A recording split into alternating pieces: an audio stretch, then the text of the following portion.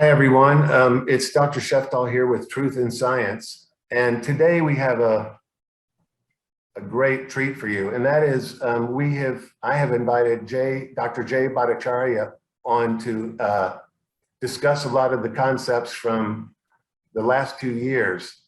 And I'm a little bit starstruck meeting him in person, but he's been a major figure in the I call it the COVID and vaccine debacle, but we'll get to that in just a second. I made a little description of Jay here that I want to share with you.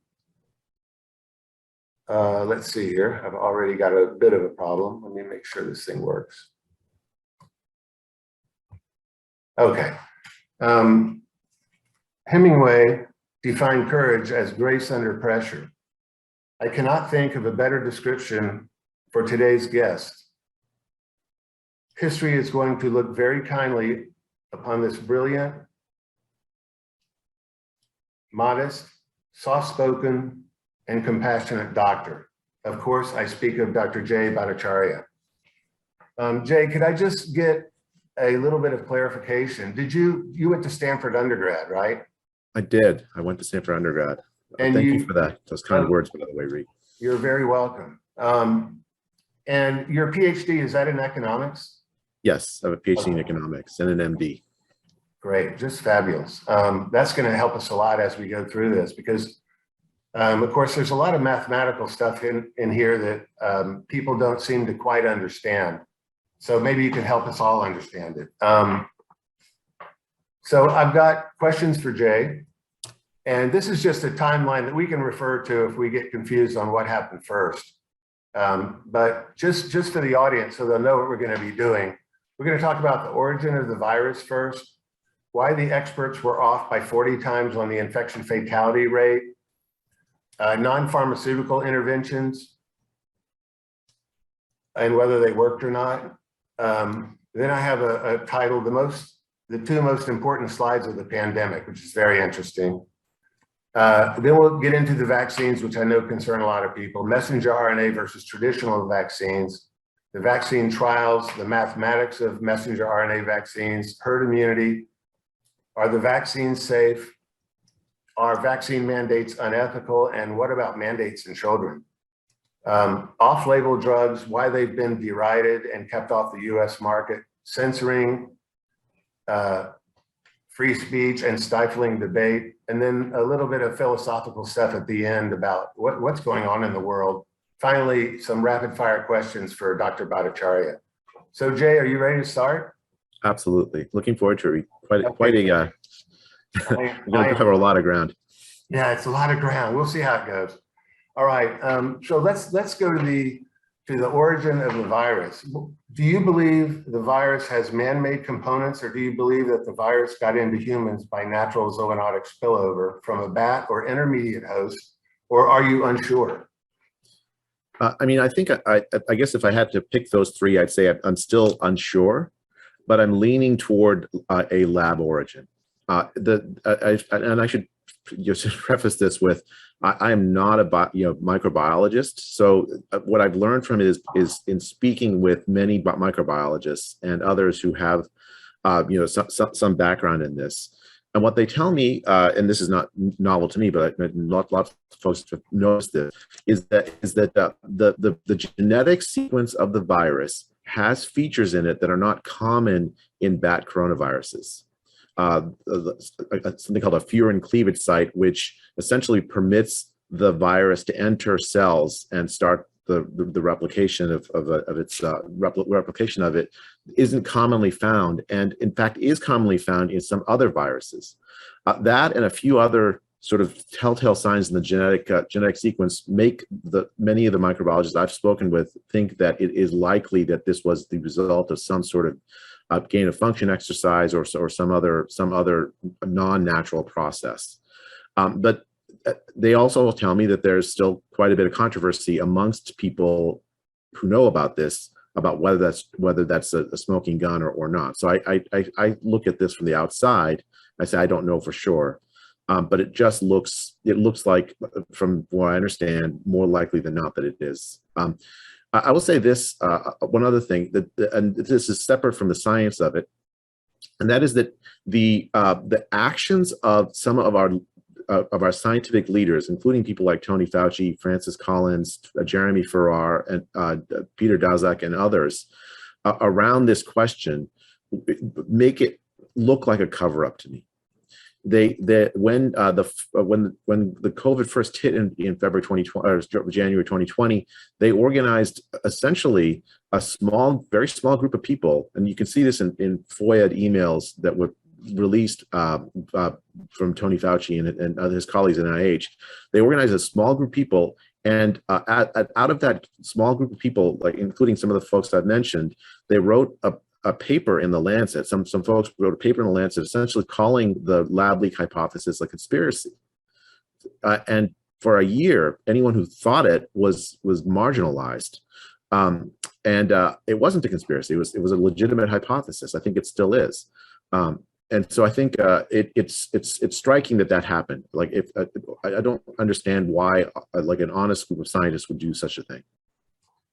Exactly. I became very interested in this. And in February, I think it was February 20th of 2020, it's very early on, I tried to figure it out without any evidence, just using a form of logic that we use when I studied thermodynamics. And basically, the basic idea is that you look at all of the coincidences that would have to happen, because in thermodynamics, you can't do Newtonian physics on every particle in a gas, for example. So you have to do things statistically, right?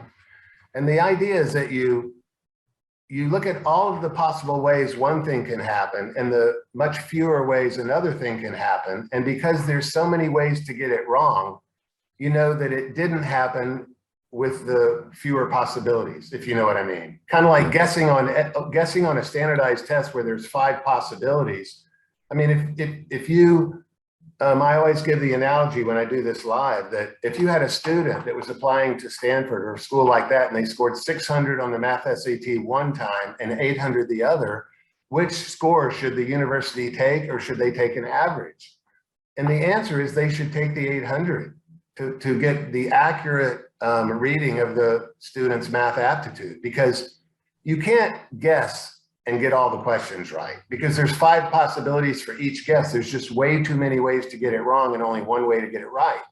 So when you apply that logic to this, and you look at all of the coincidences that would have had to happen for it to be natural zoonotic spillover, you can almost draw the conclusion to 10 to the 5th power or something that it was manufactured in the lab. And then when more evidence came out, of course, I was still, but my post got taken down in 2 hours off of Facebook, which was sort of the first time that had ever happened to me. I wondered even what had happened. Did I not post it right or something? But as more information came in, I started to have my theory supported by the evidence also. And I'd like to ask you a few more questions about it, kind of pointed questions about it. And I've already prepared the slides for that if you'd like to see it. But the next question I have is, if you're unsure, what happened to the intermediate stage? I'm talking about the stage between having the spike be mutated enough to interact with the human ACE2 receptor, but not enough viral load so that it can be transmitted from human to human. There should be a very long time period between that, because it requires roughly 14 mutations in very precise places, which alone is a very rare event for that to happen. And when we look at the data from Wuhan, we don't have any intermediate stage of the humans before they were able to transmit it from person to person. Do you follow me? Yeah, I do. Yeah. So I'll just give you a couple of pieces of evidence. I don't. Well, I'll try to justify why I say I'm unsure in just a second. But let me give you pieces of evidence that I think go along the lines that you are suggesting. So there was a paper in like either Nature, I think it was in Nature or Nature Communications or something. There was an independent group that was looking at the sale of exotic animals in wet markets in China, having nothing to do with the Wuhan Institute or anything to do with the bat coronaviruses or anything. And they were actually, they had observers in that Wuhan market, and they wrote a paper in Nature, basically on the issue of sales of exotic animals in these markets, as like an animal rights, human rights kind of issue. They said that there were no pangolins or bats sold in that wet market.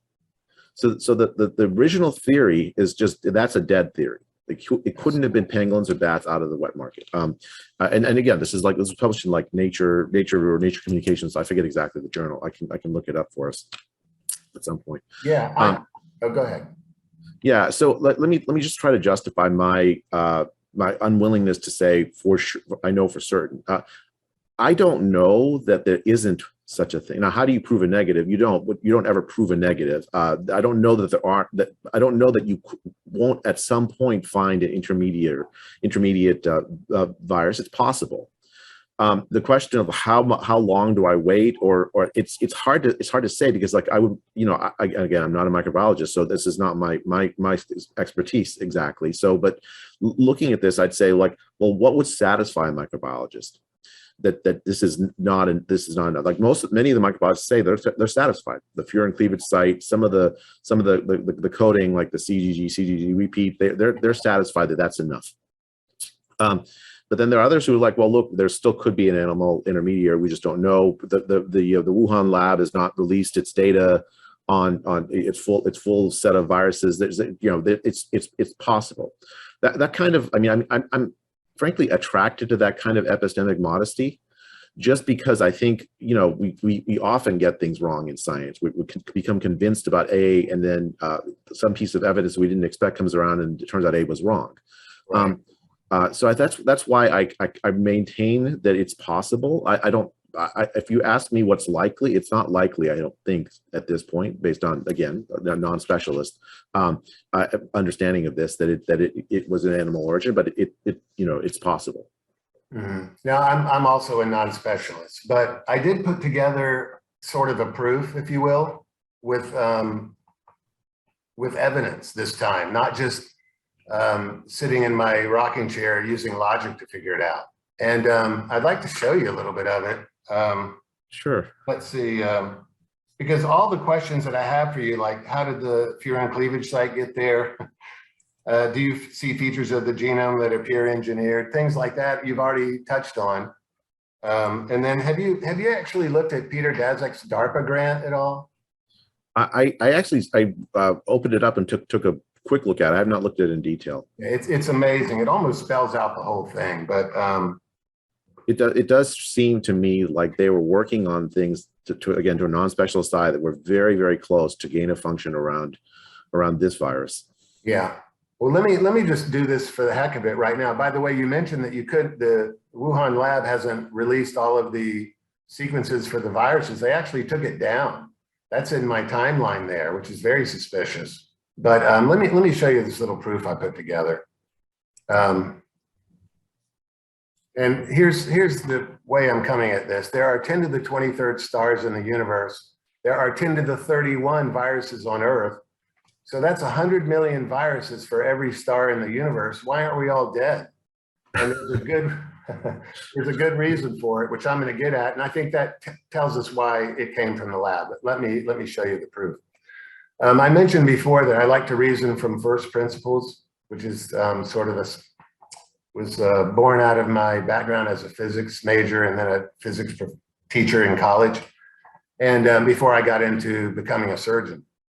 So the first principle when you're talking about the origin of the virus, I think, is to understand what steps are necessary for a viral pandemic to occur.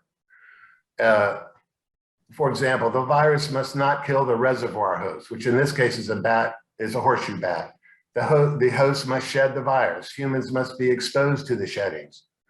And then a fairly big step is the virus must jump the species barrier from bats to humans and evade the immune response. And of course, that's zoonotic spillover. Now, I have a lot to say about the history of this particular case, because I think the virus that they found after the miners got sick in 2012 was probably the template for this, but let me continue on with the steps necessary. Then, of course, there has to be efficient viral replication by the virus inside the human cell, evading immune capture, and that's where the Furion cleavage site comes in. And then the biggie is efficient human-to-human transmission.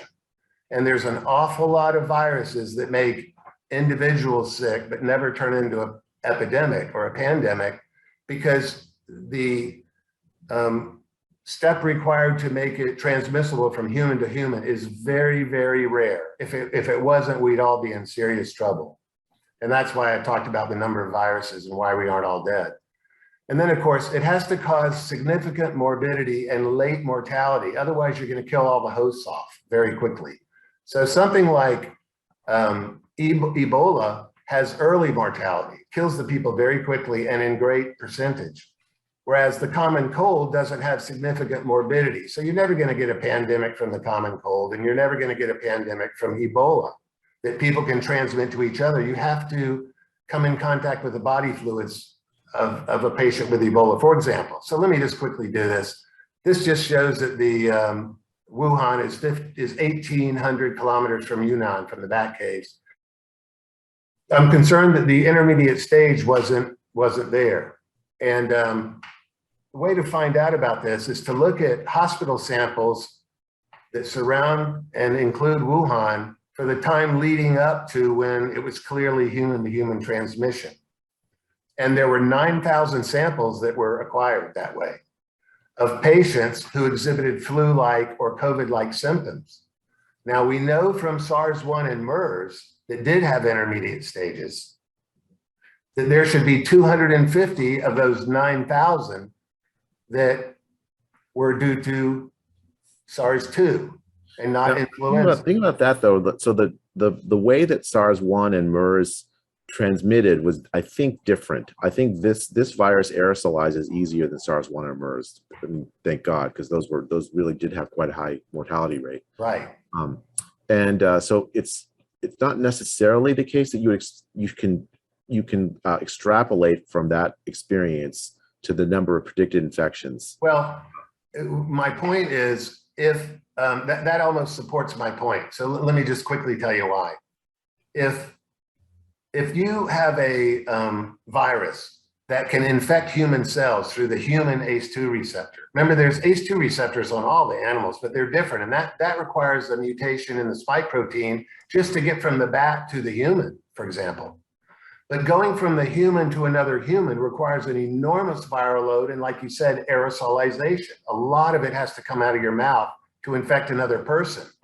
So I'm talking about the stage before that happens, though, where the virus has mutated enough to get from the bat into the human ACE2 receptor, but not enough to go from human to human yet. Remember the steps in the steps that are required for a pandemic to occur. The earlier step is for it to jump the species barrier just to get into humans. And this is what happens with a lot of viruses.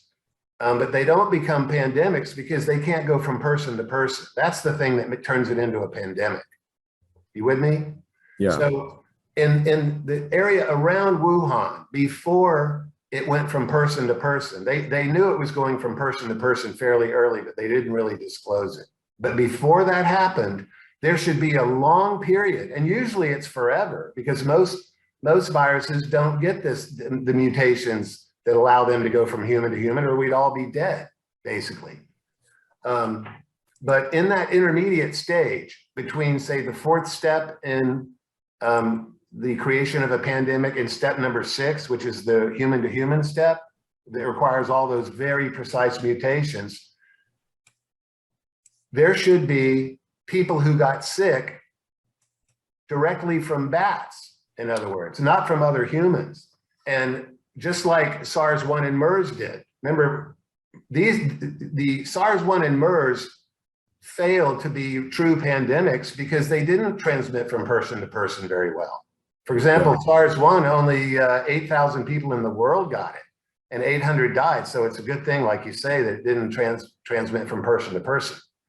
So looking at all that data by people that know how to look at it, not me, I pulled this out of somewhere. they expected to find 250, Hmm. and the WHO did this work. They expected to find 250 samples in those hospitals that were because of SARS-2, not because of Oh, I influenza. see what you mean. Yeah, So and like they did before, not find a single example. Now that that's is interesting. very strong evidence when Yeah. 250 were predicted to have occurred.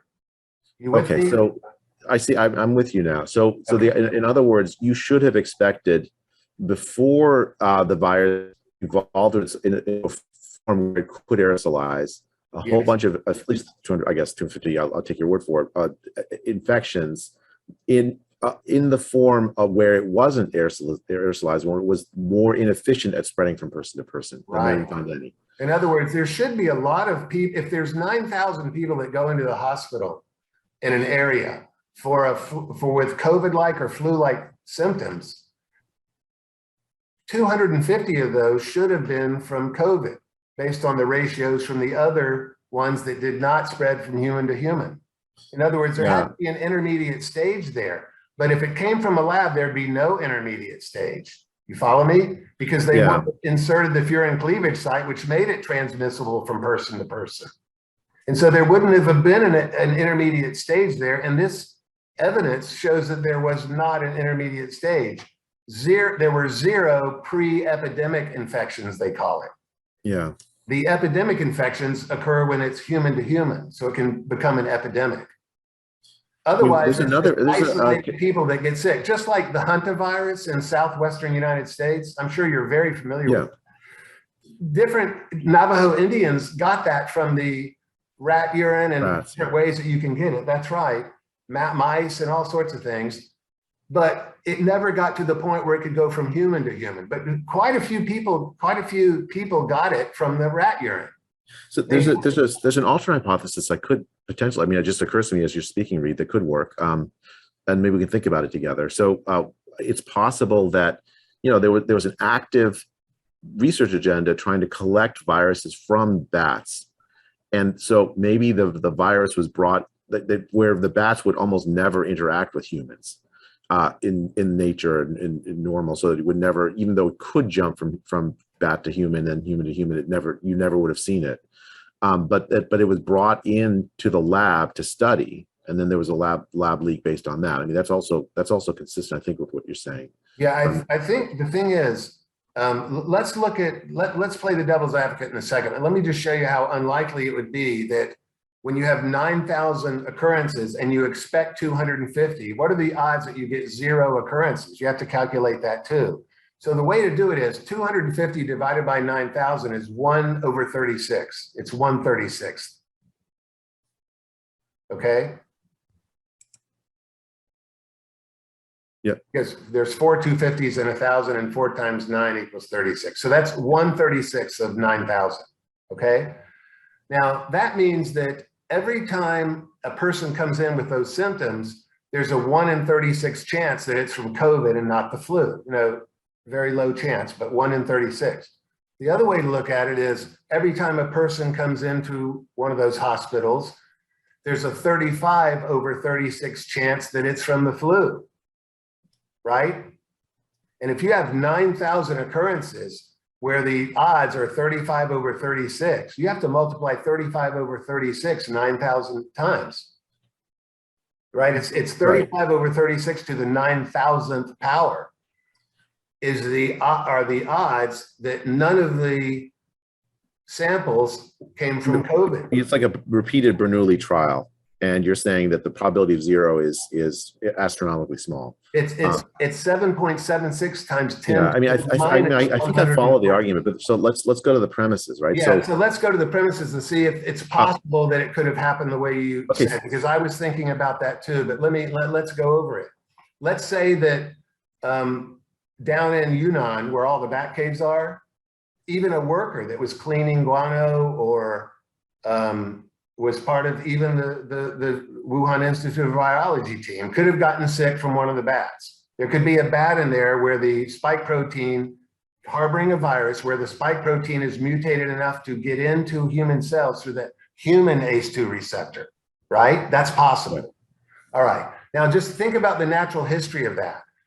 That person would not have a furin cleavage site in there necessarily.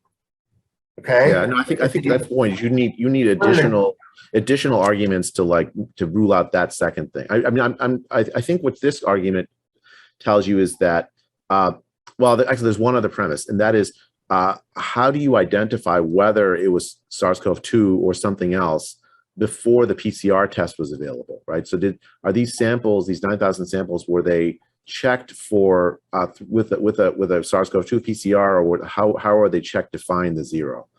I don't know how they were checked, but let me just say this. This happened in January or February, early February or January, and they had already so the PCR, I think, came out. They'd already sequenced the virus.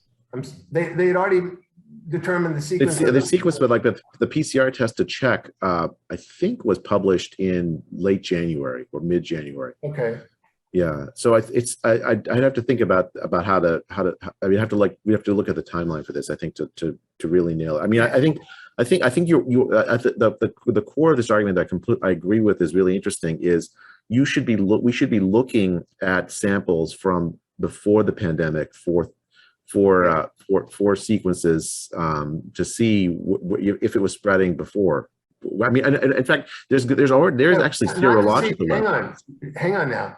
If you're very precise with your language, not to see that it was spreading before, but to see that individual bats were infecting people, because at that point the spike protein had to infect, according to the theory, the spike protein had to already have jumped the species barrier. Yeah. It's step 6 in the steps that you didn't get to see the steps of the pandemic, because that was when the video wasn't working correctly. But can I back it up for 1 second and just show you what I'm talking about? It'll be a little. No, I followed you, Reid. Oh, you did. Okay, I'm sorry. Well, so there's no transmitting from person to person at this point. And so when the people got sick, and people would still get sick from the virus, even if they can't transmit it to another person. Look at all the people that die of hantavirus. They can't transmit it to another person. They're getting it directly from the rat urine. Yeah. And so there has to be a stage in there, and it's got to be on the order of months or years normally. Now, because you need 14 mutations at very precise locations for the thing to be able to be transmitted from human to human. Yeah. Because you need an enormous viral load. You need a furin cleavage site to have that happen. Yeah. Okay.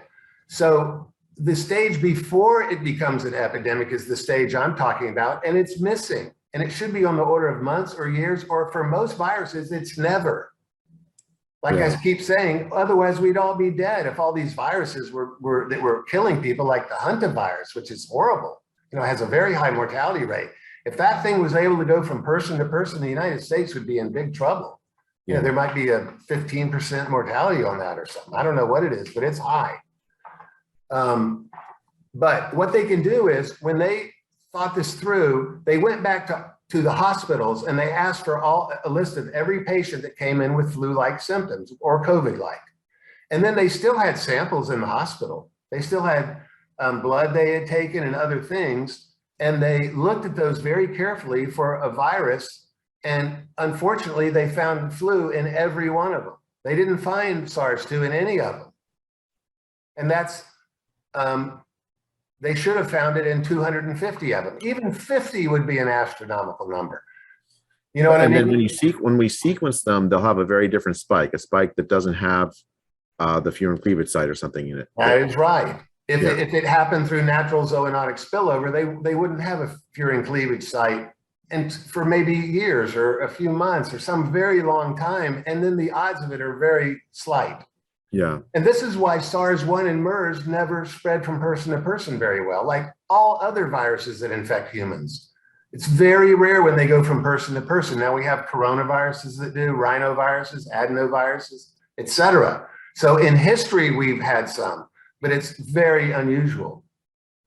Yeah. It might be once in 100 years. Pardon? Yeah, and of course, for those, the ones that do have common spread amongst humans, we have immune defenses. Like right, and they're not deadly anymore. The variants that have gotten to where they spread frequently, almost like Omicron's becoming, are not virulent enough to really cause a pandemic, like the common cold or something. Yeah, you wouldn't call that a pandemic. Because it's not I mean, virulent enough. I guess maybe we can talk about what we mean by a pandemic in the first place. Yeah. I mean, it's a pandemic in one sense. It's it is everywhere. Pan meaning everywhere. Yes. So an endemic means people, I guess. It's everywhere amongst all people. But it's not a deadly pandemic. Well, it's become endemic too, as you well know better than me. So, but you see what I'm talking about, though, as far as this thing is concerned. This thing was much more virulent than the common cold, certainly. It's not as virulent as SARS-1, but SARS-1 couldn't go from person to person. So this thing did way more damage. Only 800 people roughly died from SARS-1, which is high percentage-wise, but nothing like this in raw numbers. So the point I'm trying to make is this intermediate stage was missing. This is proof of it. We should get 250 samples sequencing out for SARS-2, and we got 0. Yeah. So that's very strong statistical proof of the lab leak hypothesis, because if it was made in a lab, if somebody in the Wuhan Institute of Virology inserted that Furion cleavage site, which is going to be the next slide, it's proline, arginine, alanine. And as you mentioned already, the 2 arginines are CGG codons, right? Yeah. Those are the least used codons for arginine in nature. I mean, so it might help to tell listeners what that means. So like when you code for a protein, so the way that life works, you have DNA that has basically four letters in its alphabet. Right. And what DNA does is it codes for amino acids that then get linked together to form proteins. Sure. And so you have 4 times 4 times 4, that's 64. Yeah, so there's 64, but there's only 20 amino acids. So right, so you have redundancy. Have more than one codon that maps to them. Right, exactly. Arginine has 6. Right. And of those 6, CGG is the least used in nature. Beta coronaviruses. No, just in that subgenus. And that's right. That's the key fact. Is that it's very unusual.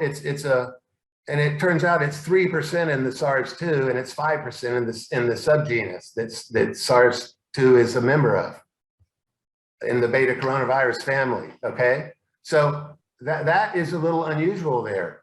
So if it was synthesized, they used the wrong one to put in there because it looks really suspicious.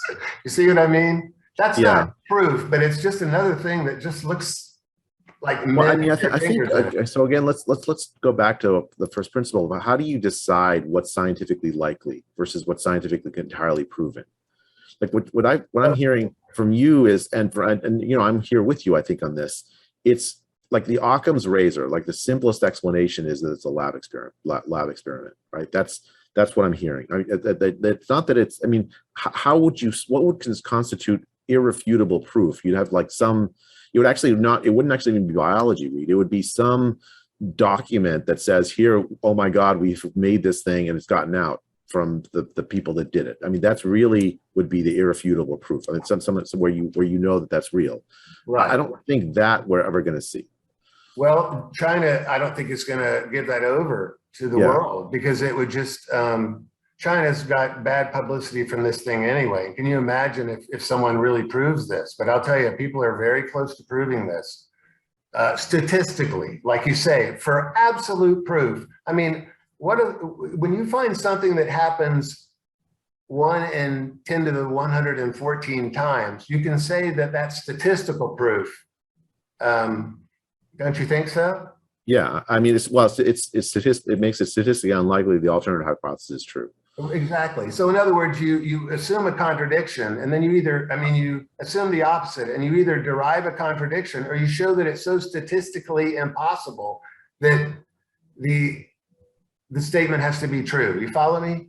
Yeah. I mean, we use it in physics all the time. Like I say, we use it in thermodynamics because we have to do everything statistically. When you've got a billion molecules bouncing around in a box. You can't do Newtonian physics on momentum and everything on all of them. You have to do a statistical approach to it.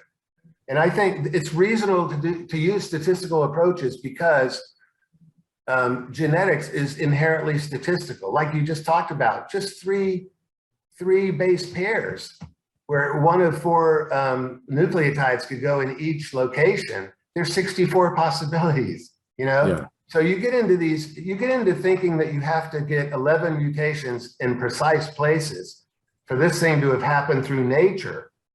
And you realize the odds are so far against it, it's unbelievable. It happens once a century or something like that.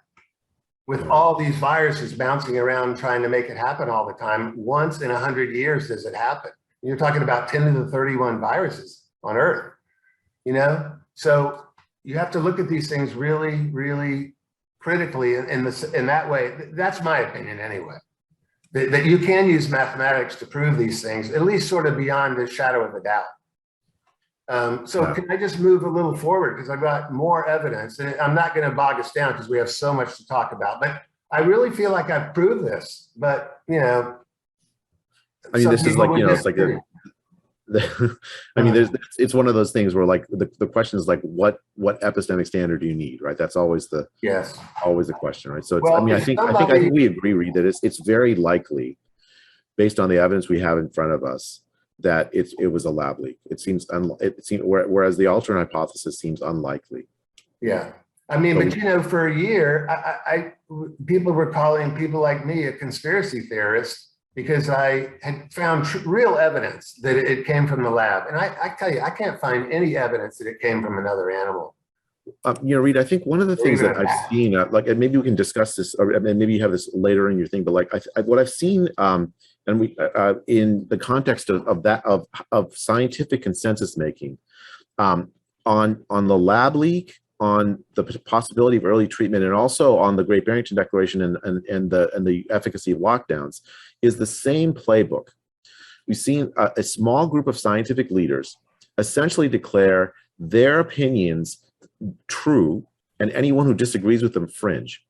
And then they've used the mechanisms of social media, of the media, to essentially deplatform and delegitimize anyone that they deem as having fringe ideas. You just essentially, you get called, you know, you're just deplatformed. And it makes it look like there's a scientific consensus when there isn't. There, in fact, it's just an illusion, in order to delegitimize the debate to begin with. And so you don't. I agree with you, and it's disgraceful what was done the last 2 years. Yeah. But I'll tell you, if you look at the comments on posts and stories on Medscape and other clearinghouses for medical issues, that they present a paper and then there's a lot of comments. There's an awful lot of doctors, sad to say, that believe in masks, that masks work, and lockdowns, and it just blows my mind, because I'd love to, if they would be cordial, and I'd love it for them to present powerful arguments, but I don't want to be called names because I show the data and the logic behind why lockdowns don't work. You know, I don't want to be called names because of that. I'm happy to have my logic strike down, you know, but I'm so tired of all this name calling. Like I told you in the lobby of the hospital yesterday, some guy comes up to me after I was explaining to the nurses why masks don't work. And he goes, "You're an idiot," you know? And then he goes, I go, "Well, have you looked at the literature?" You know? And he goes, "I don't talk to idiots." You know, that was what I got out of that German guy, you know, with a mask on. But anyway, just to continue on here. Now, you're the guest. You're the great figure of the last 2 years, not me. And I really want to get to your issues. But I think we're going to enjoy discussing these things, maybe a different kind of interview than you've had so far, I would think. But I'm having fun talking, just thinking these things, because these are things that are not central to my expertise. But it's fun to think about, and it's fun to reason together. Is the way, of spirit I'm taking this, which I'm really enjoying, Reid. Yeah, especially as an economist, where you're very mathematical and data driven, and you're similar to me. It's just a slightly different field from physics. You know what I mean? So I think this is something where we could really get together and make some very draw some very solid conclusions, you and I together, you know. So let me just continue with this quickly, and then we'll move on to things that are germane to the Great Barrington Declaration and everything, which I really want to hear what you have to say about it. But again, the Chinese people, think of the motivation in the Chinese government to find an intermediate host. And so they get all the innuendos about them building this thing in their lab and having it leak, and maybe they let it go on purpose or whatever. If they can find an intermediate host, they get freed from all that, right? And they've tested more than 80,000 animals from 209 species so far. Not a single animal with SARS-2 was found, and that's not including a single bat. Think about that for a second. 80,000 animals, and you can imagine the bats they've tested for this. They cannot find SARS-2. So that's certainly not as strong as the argument that I just presented about the 9,000 specimens leading up to the epidemic time, but it's solid. You know, they can't find the intermediate host. Yeah. Now, I just thought of one logical thing way back when I did that post in February of 2020 to tell the world, I thought, because I hadn't heard it from anyone else, but there were other people that suspected it. If you think about the pangolin theory, which was the original theory, right? That it came from a pangolin. If you had remember, bats have a range of 50 kilometers. That's why I showed the map of China a minute ago when you couldn't see what I was doing. It just showed where the Yunnan bat caves were and where Wuhan is, right? And it's 1,800 kilometers, and bats only have a range of 50 kilometers. That means the bats had to have been brought up to Wuhan and studied in the Wuhan Institute of Virology. And Daszak denied it at first, and then they found photographs of a bunch of bats hanging in there. So he wasn't telling the truth on that. Or some pangolins were infected by bats. Remember, because it has to jump the species barrier from a bat to a pangolin too. Their ACE2 receptors aren't the same as bat ACE2 receptors, right? The reservoir host. So it has to have 2 mutations from the bat to the pangolin and from the pangolin to a human, right? Yeah. If it went through a pangolin, it would have to, the spike protein would have to mutate 2 times so that it could get into the human ACE2 receptor if the pangolin is the intermediate host. The point I'm trying to make is if the pangolin was brought from down near Wuhan where a bat had a spillover event with a bat, then there would have been other cities along the way where they would have dropped off animals to sell in markets and food. You follow me? And I do, although I have a question, I guess. I don't know the biology of the ACE2 receptor for pangolins versus bat. Like, are they hugely dissimilar? Actually, I honestly don't really know how pangolins became an animal of interest to begin with, other than that it was alleged that were being sold in the Wuhan wet market. Yeah, they didn't know, obviously, because it didn't happen. I mean, I think that was just invented, the wet market theory. If you look at the number of people in Wuhan that got sick from this, a bunch of them didn't even go to the Wuhan market. Yeah. You know, they were never involved in the Wuhan market. They had to have gotten it from another person or directly from a bat. Yeah. But there was no intermediate stage because there were no specimens in the 9,000 in those hospitals in the months leading up to the time when they knew it was going from human to human, like we've talked about already, right? That stage wasn't there. So it wasn't just going from a bat to a bunch of separate people like the hantavirus does, and then the people not being able to transmit it to each other. People started transmitting this to each other from the very beginning. Yeah. Okay, I mean, it was exponential growth from the very beginning. Yeah. So just to come back to this for a second. Let me bring up one other issue, Reid, on what the beginning really was. Yeah. I mean, there have been some interesting serological studies of, like, from blood banks. There was one report, which is I still don't know what to make of antibodies, specific antibodies to SARS-CoV-2 found in Italian blood banks from September of 2019. Now, it's in Italy in September of 2019. It seems like it's hard to believe, but that's what the report found. So they're in blood banks, not sewers. because I think the sewer logic, it doesn't make sense, because you can't take a encapsulated virus and have it go through the sewers and still be intact. You know, it would just fall apart and be torn to pieces. But, No, but like the antibody stuff, different. those are preserved. The antibodies are preserved, right? So that you don't. Absolutely. That's totally different. So what that could mean is that this thing got out of the Wuhan lab much sooner than people have assumed all along. And that's part of my presentation here. There's tons of evidence this thing got out. Certainly by September it was out. And it might have gotten out in August or something. And there's people that live in Wuhan that go to Italy to do work and all sorts of things, right? Yeah, like Iran had a big outbreak, and then I found out there's all these contractors from China going to do work in Iran. You know. Yeah, I mean, I think the timeline is going to need to be revised. I don't know. I don't know. I mean, the September evidence is striking with the antibodies in Italy. That means if that evidence is right, you know, and I don't have any reason to believe it's not, then it certainly got out much earlier than the official start date.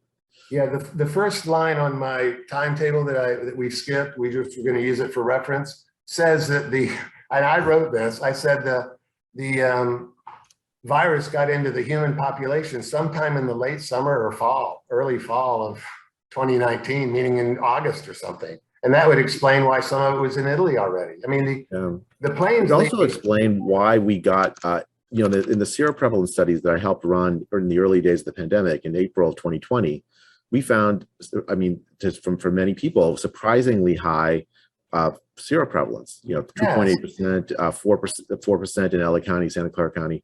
And the question is, how could you go from late January to early April and have such a high number of people infected for a virus it's I mean, if it was here earlier, then that would help explain that. Yeah, absolutely. The answer is that it was people already had this thing in early January in America, maybe December, maybe November. I don't know when, but the first patient that they found it in was in Washington State, wasn't it? It was a nursing home where like 8 people in one nursing home got it, if I remember right. But that was fairly late. I think that there were many more people that were infected by then. And that would explain why your seroprevalence work showed such a high number for the prevalence was it Santa Clara County? Yes. And LA County when you did that. So yeah, I think I don't think the first case was in late January. I think it was way before that. That's my opinion based on what you just said. I think the start date of late January just doesn't make any sense. The question is, how far back would you go? Well, here's that I don't know. Thing, though. Here's the thing that really should upset everyone. China knew about this for at least 4 months before they sort of let the world know. They didn't know about it only 1 month. I think that's nonsense. They knew this was a problem way earlier than they let on. And of course, the WHO went to China, or they got information from China and just repeated it, that it didn't go from human to human, which is totally ridiculous. You know what I mean? So China was trying to sort of change the story a little bit and trick the WHO into telling the whole world that it wasn't going from human to human. But there, like I say, there were no samples at any time, anywhere that showed that someone had COVID from a bat, for example, alone, and not giving it to humans, from human to human. So let me just continue. So they checked all these animals. They can't find the host of their species that you without finding it. You know that. And now do you see the genetic stuff? Yes, I do. Okay. You want me just to leave it like this and don't go to the full screen? Yeah, I think this is better. All right. Well, this one is simply a comparison of a bunch of beta coronaviruses in the subgenus that SARS-2 is in. And none of them have a Furion cleavage site. You see the PRRA there, proline, arginine, alanine, and the 2 arginines are the CGG that we talked about already, which occurs in only 3% of the arginines in SARS-2 and 5% in the subgenus.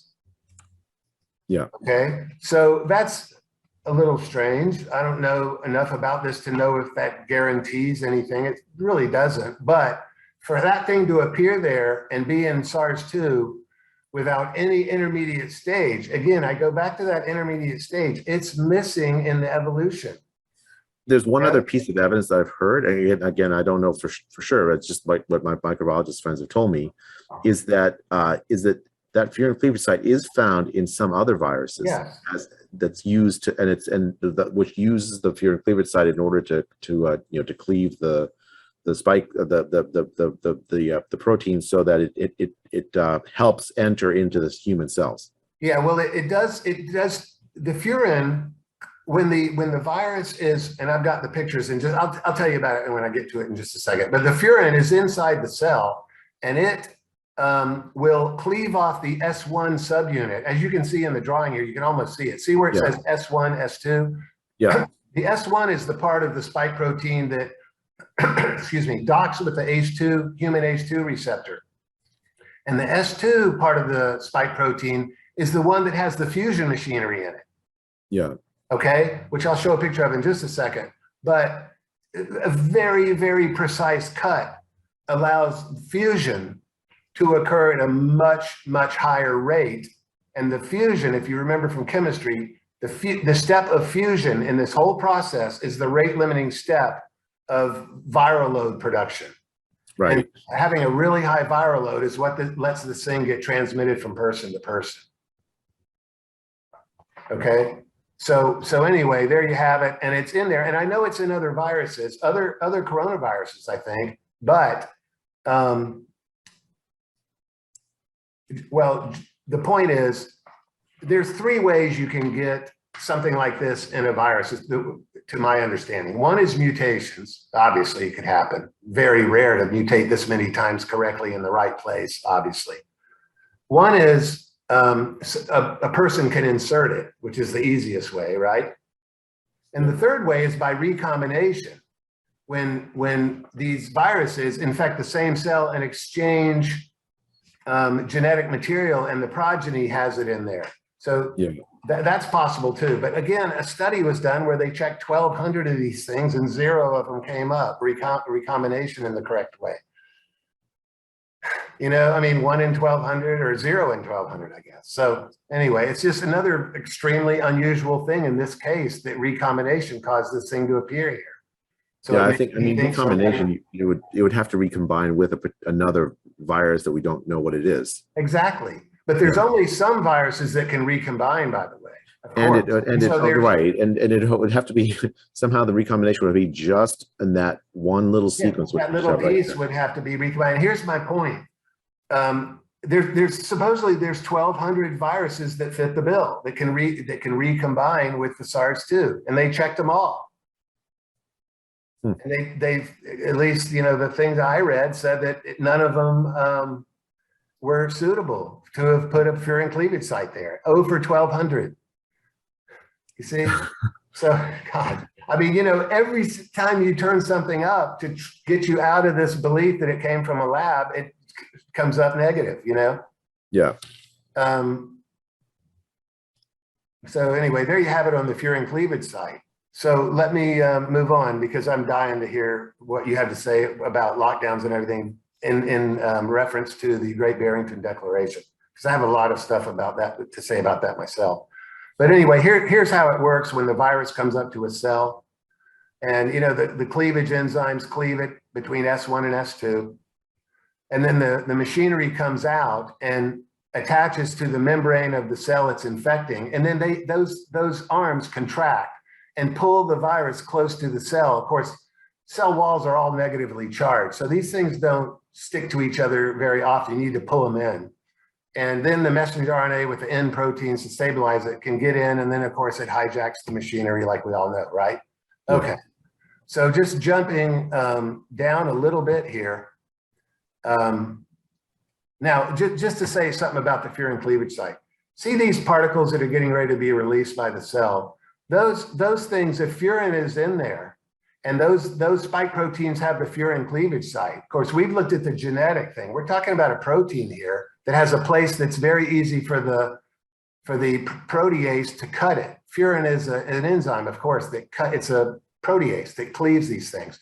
So anyway, what that allows for these viruses, virus particles, if they've had the Furion cleavage site chop all the S1 pieces off, is that they have their fusion machinery ready to go right in and get into another cell quickly, right? Instead of finding an ACE2 receptor and all this rigmarole, correct?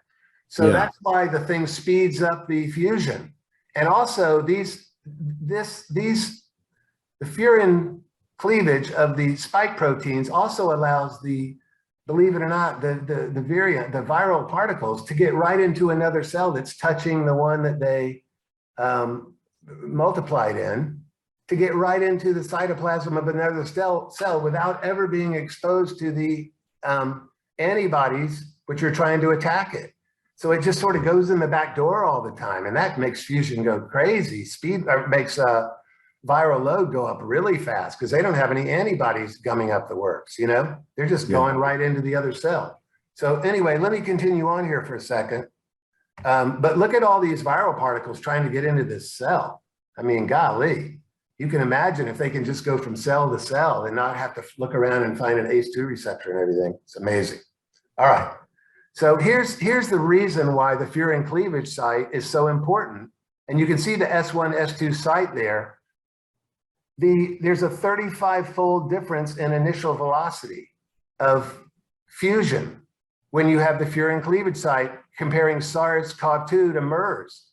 You see it? Yeah. And MERS is way better than SARS-CoV-1. See, you can see here that MERS is better than SARS-CoV-1, and SARS-2 is 35 times better than MERS, faster. Yeah. So it makes a huge difference, and that's the key to human transmission, is that you have an enormous viral load that allows you to transmit it to another person, aerosol-wise. Yeah. So again, here's the thing that's kind of interesting to me. See where it says proline, arginine, alanine, that's SARS-2, and that's the Furion cleavage site. But the actual cleavage occurs between arginine and serine, one step down. But I think the reason this is so important, I don't know, I'm speculating. I'm going to I'm not going to speculate. No reason for me to do it. Speculation is kind of fun for me. It is. But drive science. You know, I don't want someone to say, oh, you thought it changed the shape of that loop there, and that's why it's easy to cut or something, because that's my speculation. And they'd laugh at me because it's wrong. And then I'd lose all my credibility. I mean, well, not my credibility, because I'm saying it's speculation. It's okay to speculate, but I'm losing the force of my argument, where everything I've said so far is right. You know, about the not having an intermediate stage. There's no evidence there was ever an intermediate stage, which does not happen in natural evolution. It has to have been put in there in the lab. It had to be. I thought of one other. When it got released from the lab. I thought of one other argument to think about, Reid, is it has to do with time. Like, so how long did it take to find the intermediate stages for, say, SARS-1? It wasn't immediate, right? It took some months. It's out there for months, not being able to go from person to person. No, that's not the question. So how long did it take for investigators to identify that there was an intermediate stage in bats for SARS-1? Oh, like we didn't know it immediately. Did we? Because I read that it took a little while. But Jay, it was stuck in that stage. It never became a human to human transmissible. No, I mean, I think the issue is like the intermediate stage for jumping from bats to humans. Like that took some months to find intermediate viruses. Oh, you mean how long did it take to find the intermediate host, the civic? Yes, exactly. It took 9 months, I think, for SARS-1 and 4 months for MERS. And it's been 28 months for SARS-2. It's been 28 months, yeah. I mean, I think, right, so it might have been more plausible that if we just wait and keep looking, we'll find one. And you're saying 20 months now, 20 months on, and we don't have one, what's going on? But here's the point. Even if we find one, it doesn't make sense from a natural evolution standpoint, because there's no time between the intermediate host and the virus being able to go from human to human. Yeah. Right. That So never there's happens. there's Whether two it came- separate stages. There's the jump from the bats to the humans, and then the from humans to humans, right? So Yes, those and are the two. humans to humans happen instantaneously. Yeah. So there was never a time when the guy's just out there standing on the corner waiting for his virus to mutate in just the right way to be able to infect another person.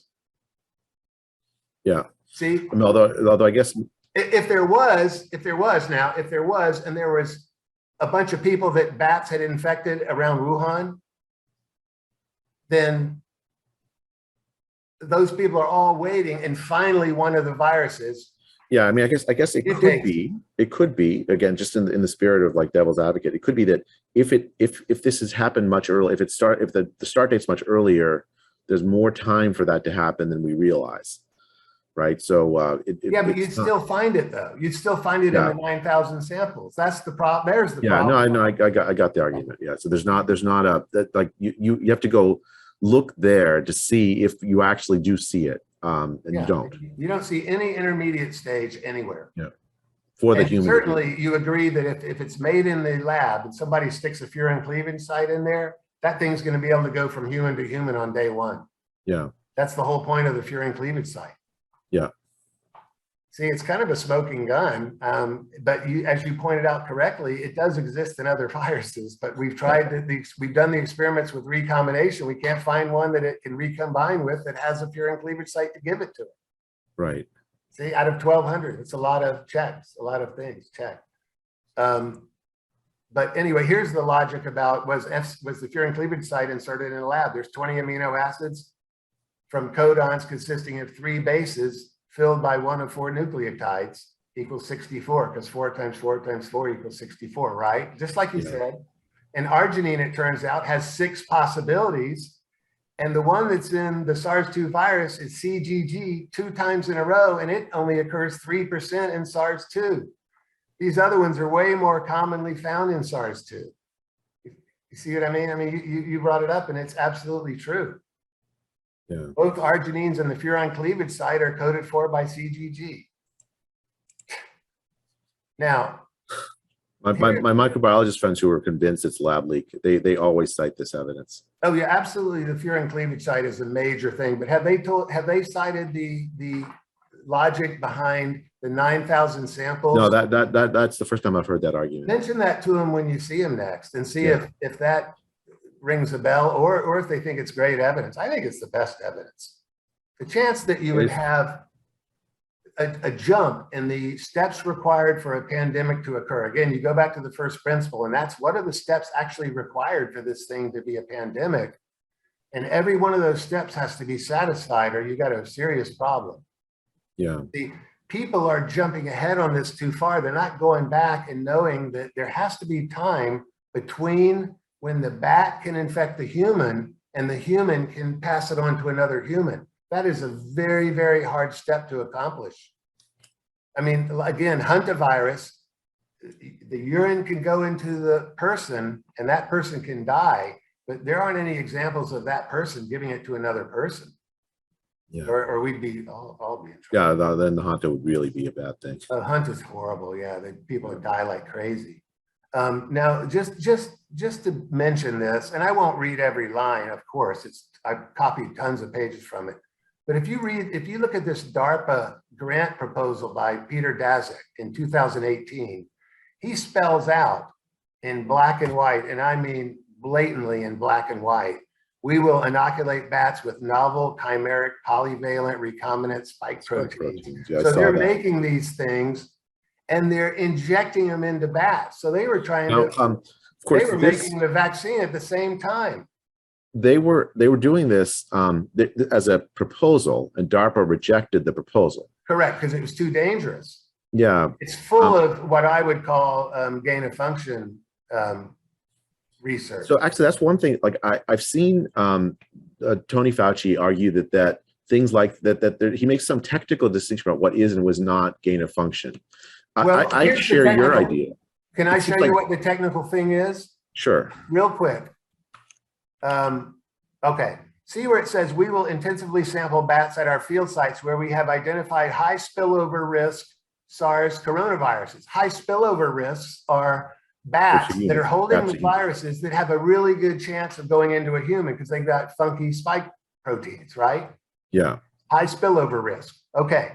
And insert them into bat SARS coronavirus backbones. These use bat SARS coronavirus backbones, not SARS coronavirus, and are exempt from dual use and gain of function concerns. In other words, they have a little loophole there that if they use a backbone instead of an actual virus from a SARS coronavirus, they can dodge the gain of function. But of course, that's still dangerous, right? That's oh, sure it ridiculous is. because it could still get into humans, and believe me, they can build viruses now with these backbones. They just put on whatever spike they want. They put on whatever else they want on this thing. If you look at Ralph Barrick's work at UNC in Carolina, this guy's a master at reverse engineering spike proteins and putting them in other viruses and all kinds of stuff. That's how Dr. Zhang Xili, the bat lady, they call her, from the Wuhan Institute of Virology. She's been interacting with Ralph Barrick since 2010 or something, and sending him viruses that she can't get to grow in cell culture, and he juices them up and makes them grow in cell culture. And he had her over there and he taught her how to do it, how to insert a Furion cleavage site. There have been 14 papers or something about inserting Furion cleavage sites in labs, and she wrote one of them. So they know how to do it. It's like there's really an Occam's razor kind of thing going on here. Like what is the most likely explanation? Am I convincing you? Am I convincing? I like you, Reid. I have to tell you, it's not that you've shown me some new information that confirms the direction that I was already headed. Yeah. Oh no, I think you figured it out. Remember, you said you leaned toward it. But I'm saying, if you were, when I say am I convincing you, I don't mean you in particular. I just mean someone who's new to the game or totally neutral. Wouldn't you think some of this would convince them? I mean, it's really hard to explain away. That's definitely the case. Unless you think that there was a lab leak, and you also give a motive, right? The motive is we want to, and this is the whole reason why they did gain of function to begin with. The motive was, how likely is it that you're going to have a dangerous virus make the jump from humans to from animals to humans, and if we know how many mutations you need to make that jump, well, then you have some time clock on how long to expect for there to be a next pandemic. And you also, in advance, prepare vaccines and other mechanisms to try to protect against those things, which would then explain how we got the vaccines candidates so quickly. Exactly. And the vaccines were created 12 days after the sequence was released. That's fast. But that's by the, I should tell folks that I did not expect at the time. In March of 2020, I thought it would take a decade to get a vaccine. Again, each one of these pages, and like you said, it's a proposal, but it shows you what they've been doing. And I'm going to show you the smoking gun for that in 1 second.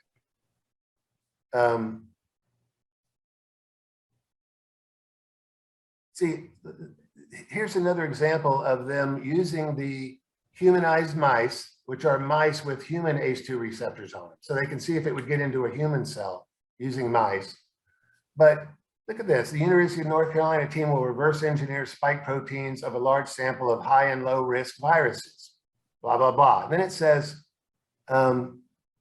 these viral spike glycoproteins will be synthesized, right? So there we go, talking about a spike protein that's synthesized. And those binding to human cell receptor ACE2 will be inserted into the backbones. So in other words, they find one that can get in through the human ACE2 receptor, and bang, they've already got the virus that'll jump from a bat to a person. Now it says, and inoculated into humanized mice to assess capacity to cause SARS-like illness. Isn't it? See how kind of, I hate to say it, but this is efficacy of monoclonal therapies and vaccines. They want to study whether monoclonal therapies will work. I mean, this was the whole argument, right? The whole argument for gain of function research to begin with is exactly what you just underlined at the very bottom. It's like, let's figure out what the next pandemic is going to be before it happens, and have vaccines available so that we can stop people from dying from it. Yes, and I think that's part of this, certainly. I mean, I don't want to give them nefarious motivations unless I can prove it, but I'll tell you, there's a lot of weird stuff going on here. I mean, look at this. This is talking about incorporating the spike trimers into nanoparticles or raccoon poxvirus vectors for delivery to bats. So, I mean, you've heard the word nanoparticles recently. That's what we're using with the messenger RNA vaccine. You know, they put the little lipid nanoparticle around the messenger RNA so it can fuse with the cell membrane and get into the cells. Yeah. So anyway, well, I mean, let me just show you a quick smoking gun so we can wrap this thing up, if you'd like to. This is Peter Daszak in a tweet, and I'm sure he wishes he hadn't done this, but someone sent him a tweet that he's contradicting here and says, not true. We've made great progress with bat SARS-related coronaviruses, IDing greater than 50 novel strains, sequencing spike protein genes, IDing ones that bind to human cells, using recombinant viruses, humanized mice to see SARS-like signs, meaning, remember, at this point, there wasn't such a thing as SARS-2. No, that's so he's talking about in mice. He's Huh? talking about in mice, like he's SARS-like signs in mice. I mean, does that like... but humanized mice. They're trying to see if it causes a terrible respiratory disease, a SARS-like disease. Yeah. By getting into the mouse cells. So basically, they're making the killer virus here and showing some don't respond to monoclonal antibodies and vaccines. Yeah. So in other words, I've seen this tweet before. That thing was a proposal, but this he's saying that we're doing it. And this is well, you know, like there's a like this is not well known outside of the scientific community, but like if you are writing grant proposals, the advice is that, and I've done this in my career too, like you do something where you're pretty sure it's going to work. You write a grant proposal around that because that makes it much more likely to get funded. Otherwise you get criticized, you can't do it. Well, the easiest way to like show people that you can do it is having done it. That gets you grant funding that then you can like continue on the line of research. I mean, who knows how far they'd already gone even before the proposal was in place. Well, they had, you know, about the moratorium on gain of function research in America. They do, yeah, 2017, 2014. 2014. And then, so they basically moved it overseas to China to do it. And the reason that Daszak put in that grant proposal in 2018 is because the 5-year NIH grant that went to Eco Health Alliance way back in 2014 to move it overseas was running out. It was only 5 years long. So it was going to end in 2019. Yeah. So he was asking DARPA for 14 more years or something, you see? Yeah. But that's why he proposed to DARPA. Now that, like you said, like you mentioned, very importantly, they turned it down. They thought it was too dangerous. And boy, when you read it, it scares you. I mean, he's juicing up these bat spike proteins and letting the bats fly. Well, I mean, the thing is, like there was a debate between Mark Lipsitch and Derek Smith in 2012. Mark Lipsitch is a professor at Harvard, an epidemiologist at Harvard, and he had basically argued that this kind of gain of function work is dangerous because of the possibility of lab leaks. Yes. He documented this like really interesting, like this history of lab leaks even happening in high security labs. Because I mean, like, you know, you make one slip up and you get sick, and then the lab worker leaves and then it gets out. And yeah, exactly. It's not impossible. It's not like as if it never happened before. That it happened a lot. SARS-1 is leaked from labs in Beijing and all over the place in China. SARS-1 has. Yeah. And the Chinese Wuhan Institute has a very shoddy history of lab leaks. You know, but not just them. Like a lot. I mean, it's not like this is unique to them, right? It's hard, even when you're, you know, you do this for a living. I think to be so so careful all the time that you never slip up. And that's, of course, that's what's necessary, right? And again, it's some microscopic thing that can get on your fingernail and you don't even know, and you walk out and there it is, you know? Yeah. So it's very easy for it to leak, I agree.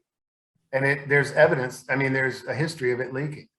So just moving on here, the cover up is another very interesting part of this. I mean, Daszak had that letter signed, the statement roundly rejecting the lab leak hypothesis, printed in the Lancet, and 27 scientists signed it. When it was found out that Peter Daszak, organized it, that letter, it was a big, obvious screw up on the side of the people that are trying to cover this up. Well, I mean, I think the FOIA emails from Tony Fauci to his underlings when he finds out about that there's a paper that the NIH actually funded, that very strongly suggested that there was like an NIH involvement or support of this kind of line of research when there probably shouldn't have been, and also the organizing of this international meeting with Daszak, Fauci, Farrar, and a few others, and some virologists, where they go from like, well, all the virologists, several of the virologists found, well, it's 50-50, 60-40, it's a lab leak, to, oh no, it's a conspiracy theory. If you think it's a lab leak. I mean, that's striking. Yeah, exactly. That's what these slides are about here. I mean, Francis Collins is dismissing the theory in April of 2020, right? Right when you were doing your great work.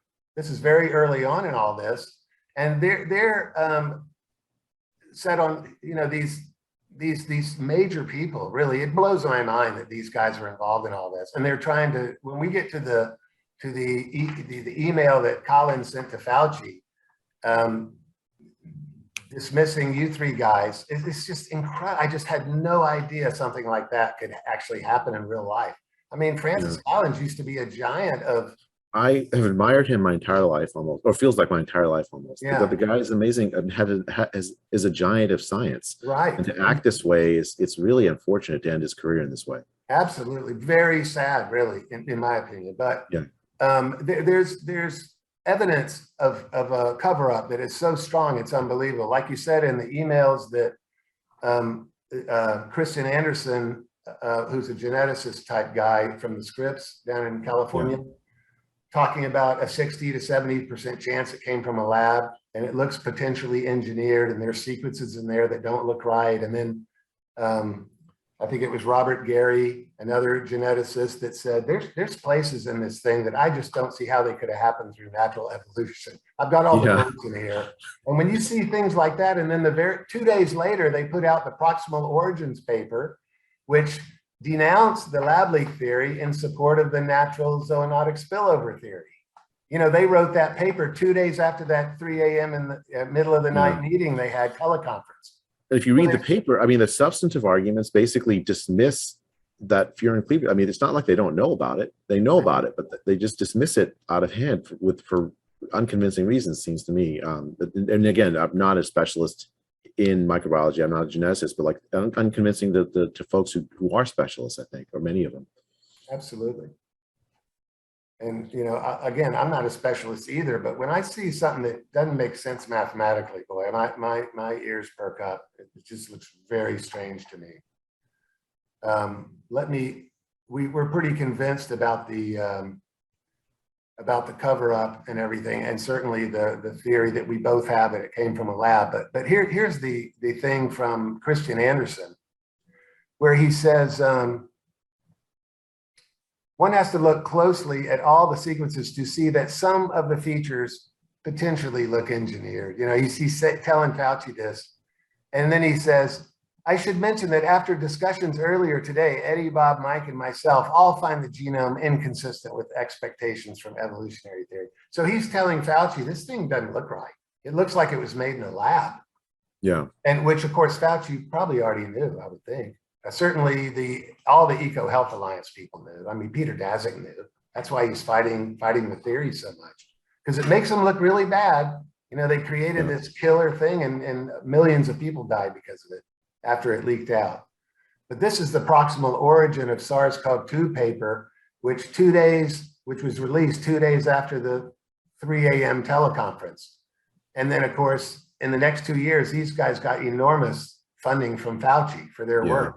So that looks strange. I'll leave it. I mean, what's striking is the other thing is the date, February 1, for 2020, right? So Right. at this time, essentially all of these folks, like people like Fauci are fully on board with a GBD-like approach to actually managing the pandemic.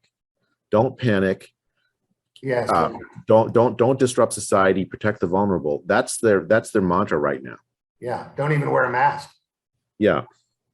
Yeah. And this is really early on. I mean, imagine this. It just golly. So, are you ready to talk about? I am. This was a lot of fun. Maybe we could. I mean, this is. I don't want to keep you up too late, Reid. Maybe we could do this. Don't worry about it. I can stay up all night easily. I've done it 1,000 times as a surgeon. No problem. Plus, I'm finding it fascinating too, and I can't wait to get to your bailiwick in just a second. But this is another thing that blew me away because, again, mathematically it didn't make sense. And I put this graph in. Ivor Cummins made a movie, and I kind of pulled this off of his movie, but. We're talking about the guys in the next slide. You're going to see the predicted, as you know, really intimately, the predicted infection fatality rate by all of these major medical concerns, like the CDC and the WHO. They're all off 40 times roughly. And so when they base it on Neil Ferguson's prediction of the infection or derivation of the infection fatality rate, and compared what the model said the deaths would be in Sweden versus what actually happened, it shows you how far off their model. Yeah, so I can tell you a lot about this actually. Yeah. So the Imperial College model, Neil Ferguson is a epidemiologist at the Imperial College. So he has a history of using essentially the same modeling infrastructure to forecast epidemics. And so what he does is he takes essentially an off-the-shelf version of a model and adapts it to forecast what would happen. I think in like March of 2020, he forecast what would happen if we did nothing. Right, so these models, the way they work, you can see it here, they're agent-based models. Essentially, they have like little simulated people that interact with each other. Some of whom are infected, some of whom, if you interact, the disease passes on. They get sick, they either die or recover, and they have some immunity potentially. Now, the problem is, in order to run the model, you have to know a lot about the disease, how it's transmitted, how people interact with each other, or else you're going to get crazy predictions, right? So in March 2020, we don't know very much. Neil Ferguson doesn't know very much. So he populates the model with a bunch of parameters built from earlier versions of the model for other epidemics.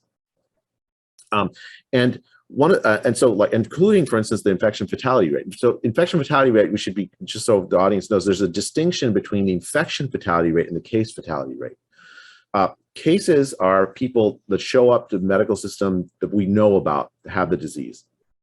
And case fatality rate is how many of those people that show up in the medical system have the disease that actually die. So the numerator is the deaths, denominator is the number of people who got sick if you follow them over time.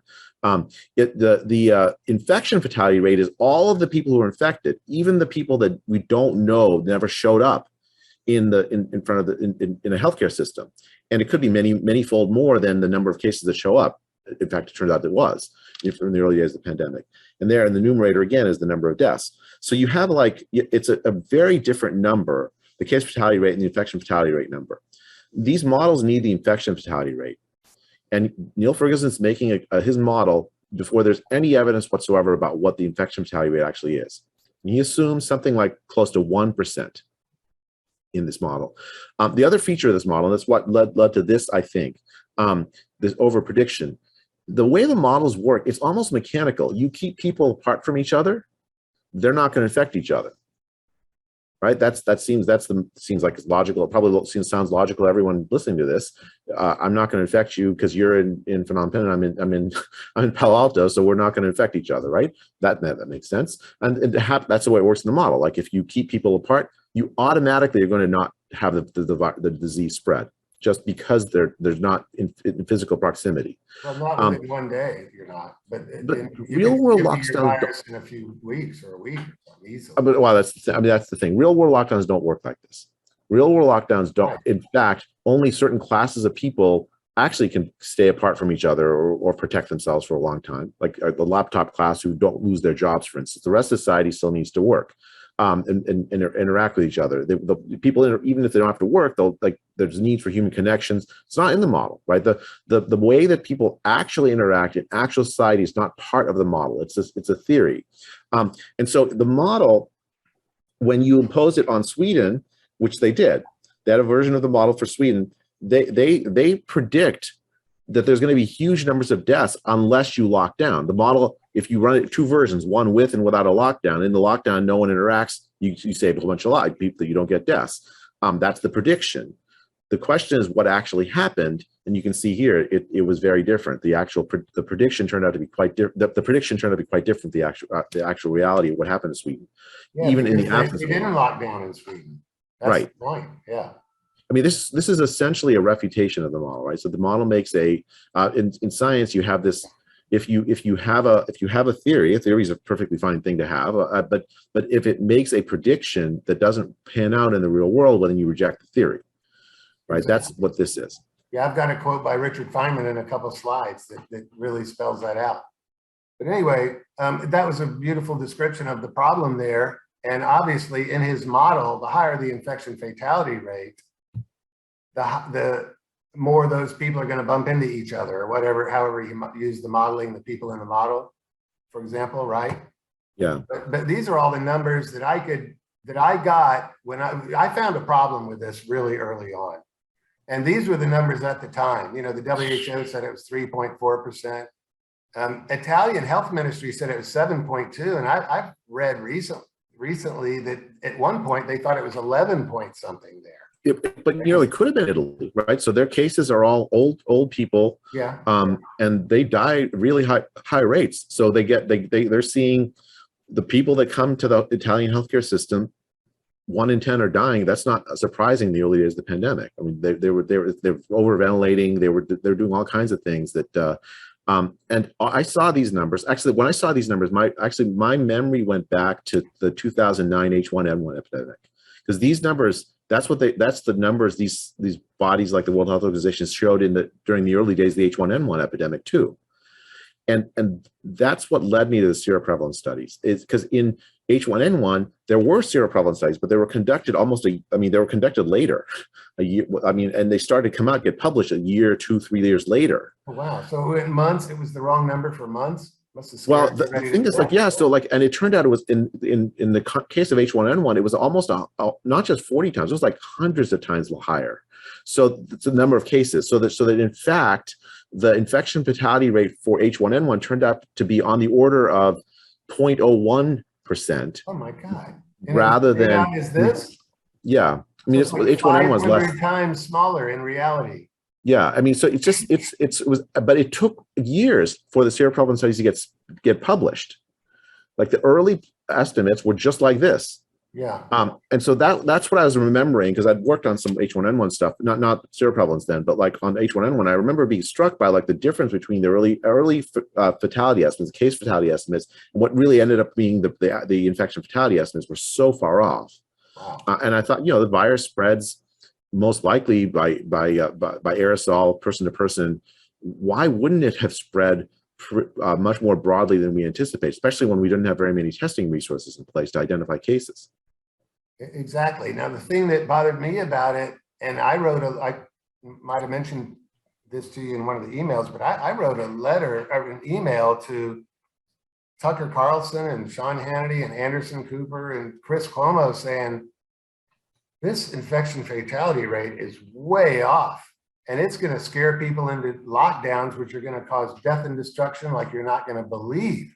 That's exactly. I sent it to him on March 17th because Trump said on March 15th that he was thinking about putting us into lockdowns, but don't worry, it'll be over by Easter or something, he said. Remember that? I remember that, thinking, oh my God, this is going to be a disaster.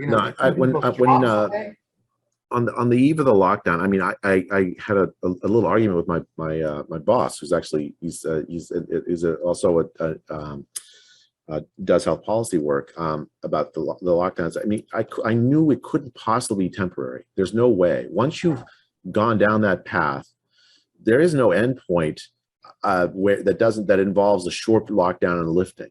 Like that just doesn't happen. Right. Plus, I can give you some physics reasons in a minute of why lockdowns can't work. And which Well, I will. let's just go back to the theory. Like, go back to Neil Ferguson's model, right? The theory of Neil Ferguson's model is actually, even in the context of the model, the disease isn't gone. You lock down. Okay, yeah, you have fewer cases now, but you have a population that's still more immune naive that's still there, and that you're going to get the cases eventually. Like, it's not like you avert the cases forever.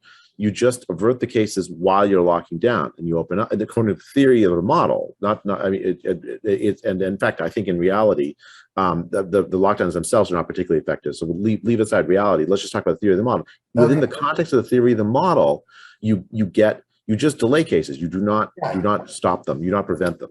You flatten the curve, but you don't change the area under it. It just stretches out further. Correct. In time. Yeah, the integral under the curve remains roughly the same. Yeah. So anyway, when I saw these crazy numbers, mainly because when you do surgery, you find that the best heart surgery team, for example, in the country, and a mediocre average heart surgery team, the numbers are not very far off.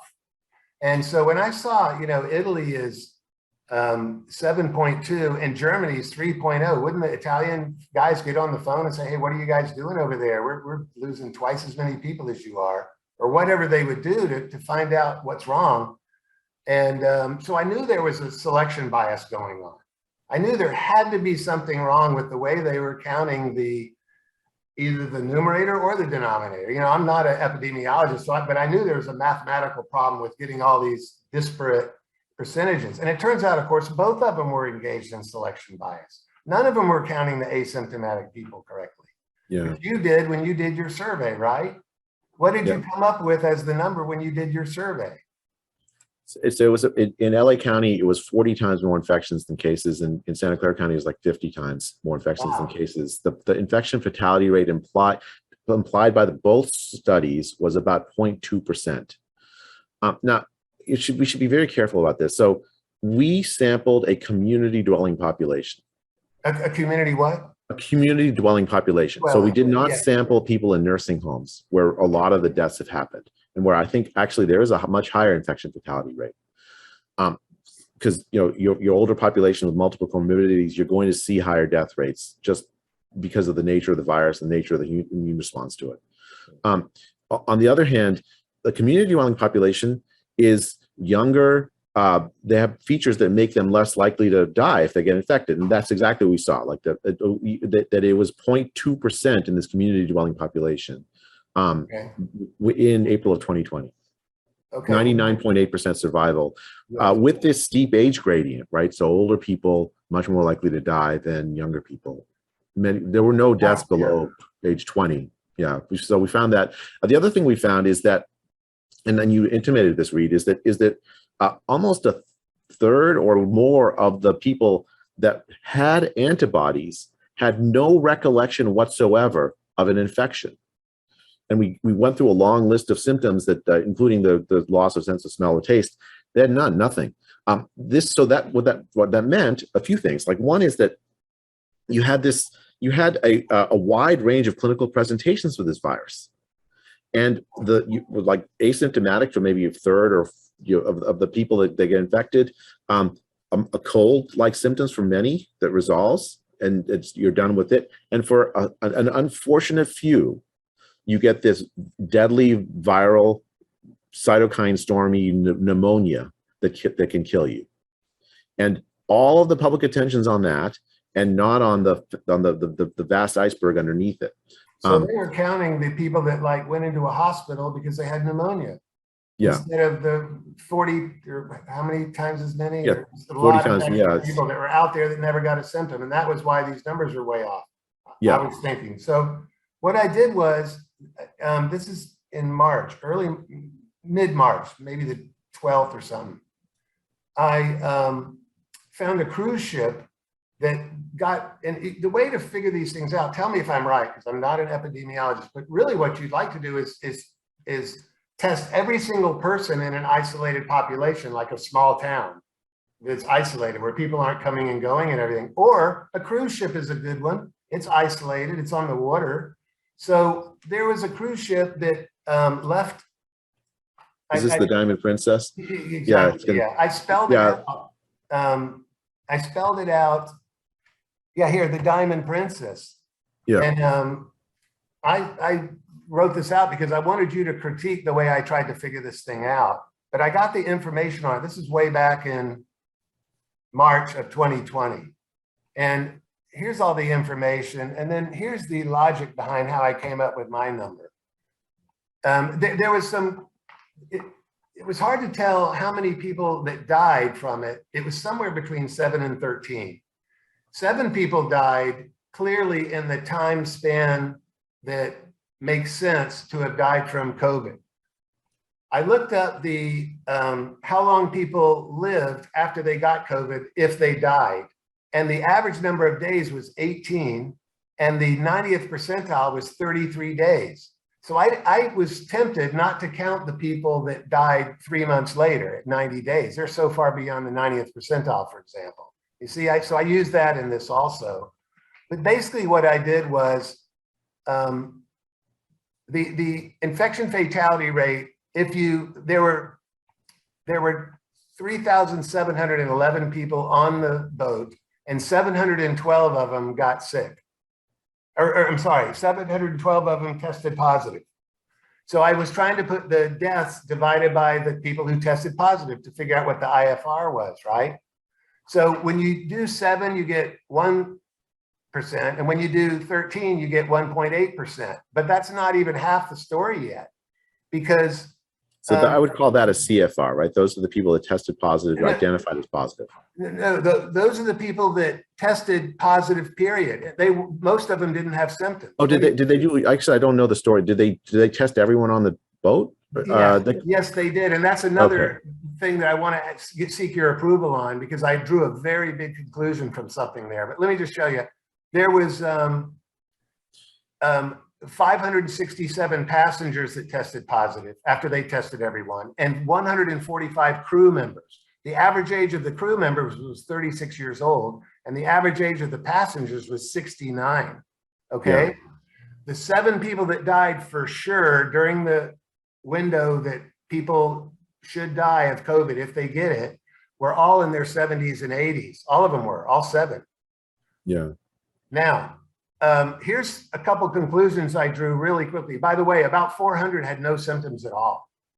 Yeah, which goes with the theory that I had that they weren't counting these people that got it. Yeah.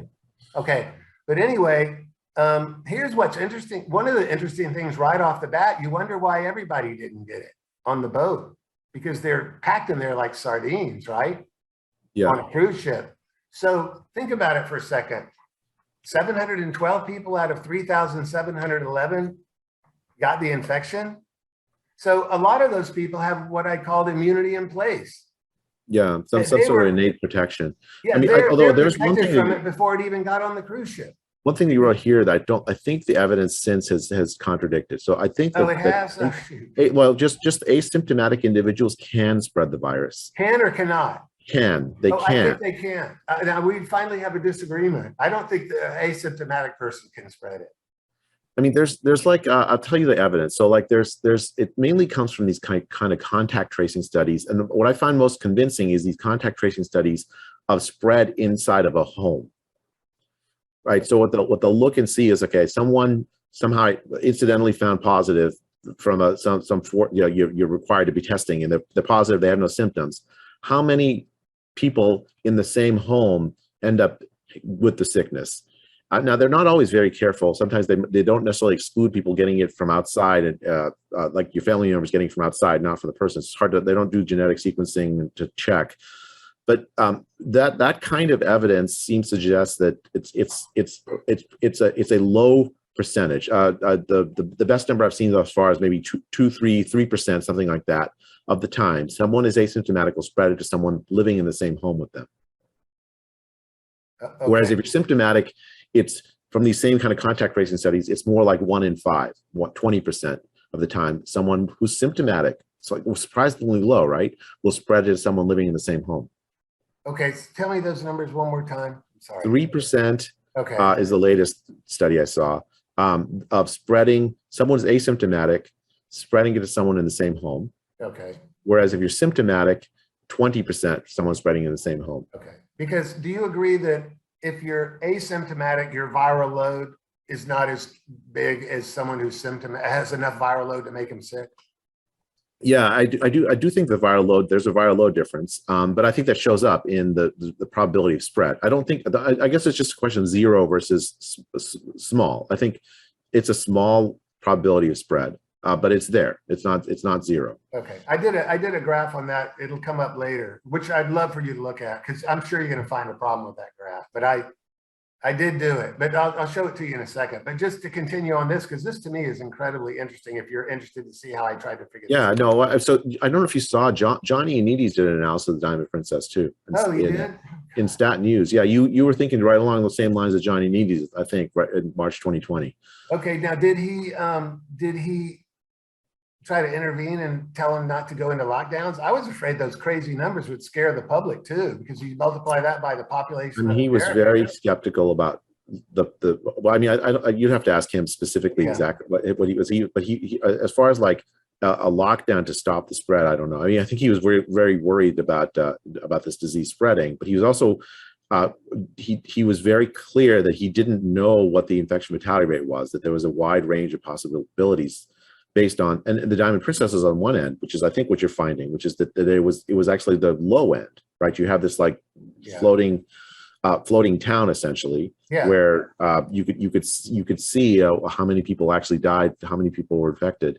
And it was lower. It was like the point. I think you had 0.3 or something. I forget. It was low. It was low, right? And then there are other evidence that potentially made it so it could have been high. And so when John Anides wrote this Stat News piece in March of 2020, he was saying we need to do work to like resolve this uncertainty. We don't know what the infection fatality rate is. It's very important to make proper policy. Yeah. Okay. Well. All right. So anyway, there's 2,666 passengers, which averaged age 69, and 1,045 crew, which averaged age 36. And of course, none of the crews died, but all 8 of the deaths of the passengers in the right time zone were in their 70s and 80s, which of course goes with what you've been saying all along, that there's a crazy, what do you call it, a gradient or something, or a hockey stick. It goes bang at about age 80. It's exponential, actually. It's exponential. Oh, it is?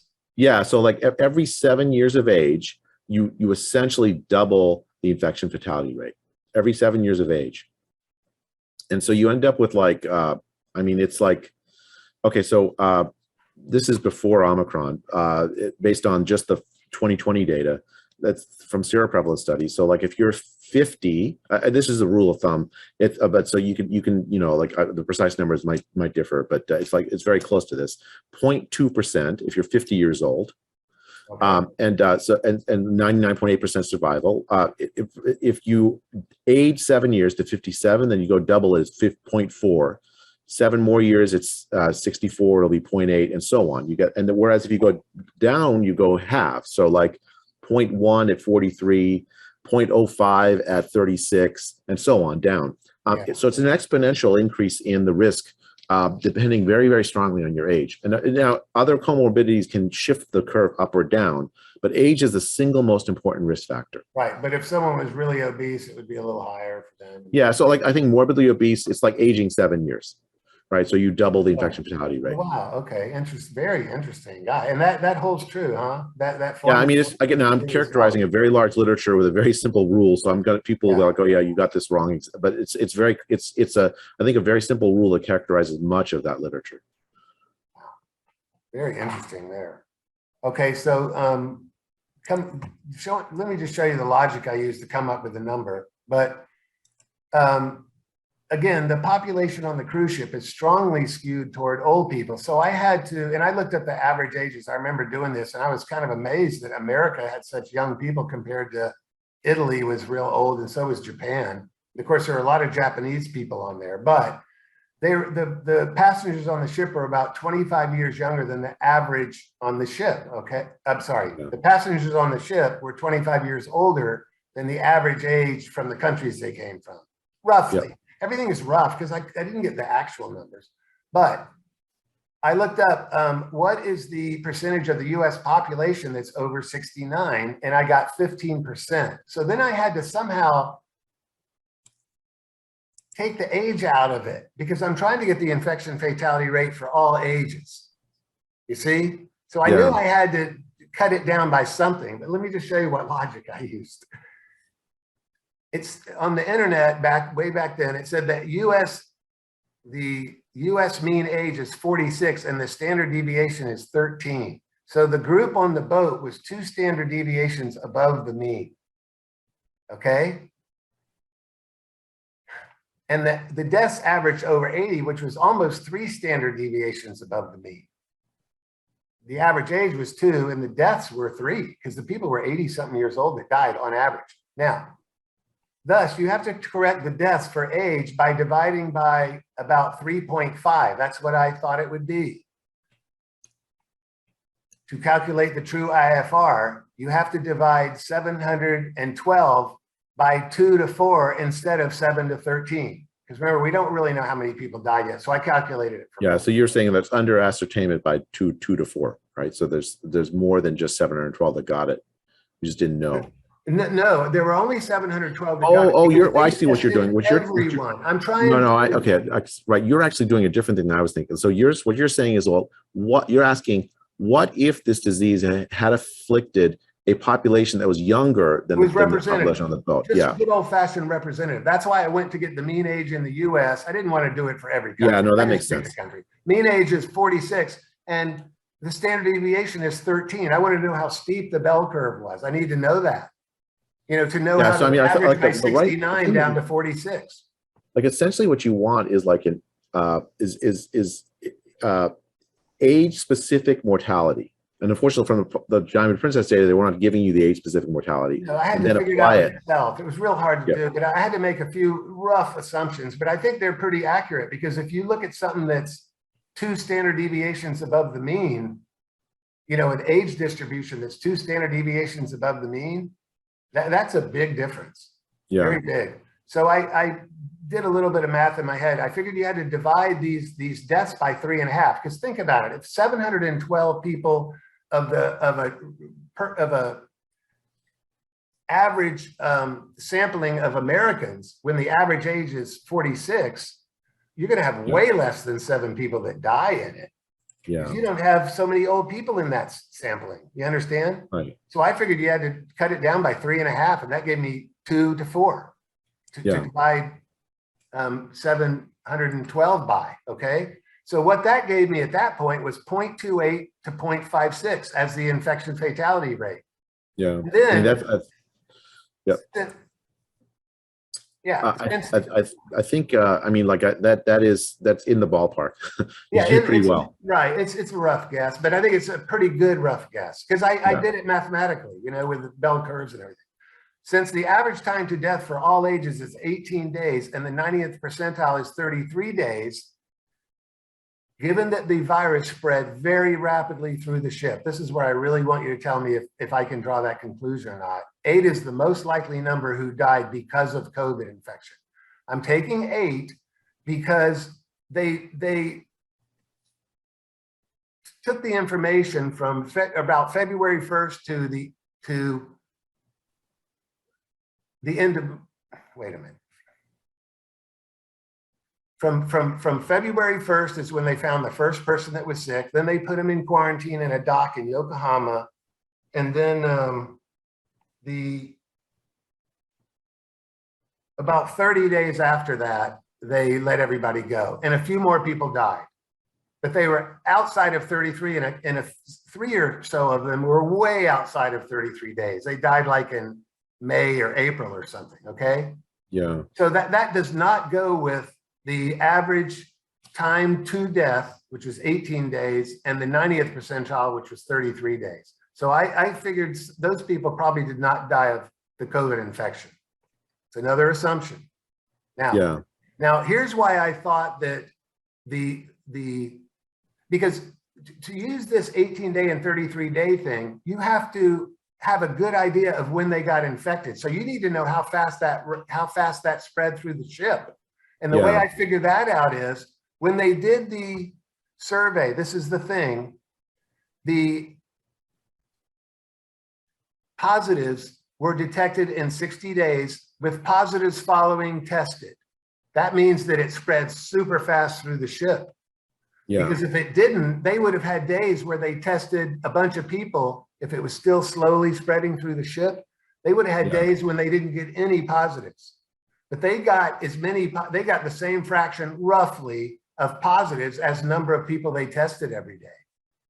You follow me? Yeah. Do they actually have a PCR on really this? fast. And within a couple of days, it was through the ship completely. Otherwise, they would have had pockets where they tested people that it hadn't gotten it yet, that were going to get it, and then they'd have 0 positives that day.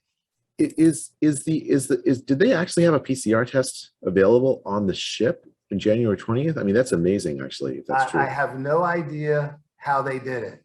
I never found out.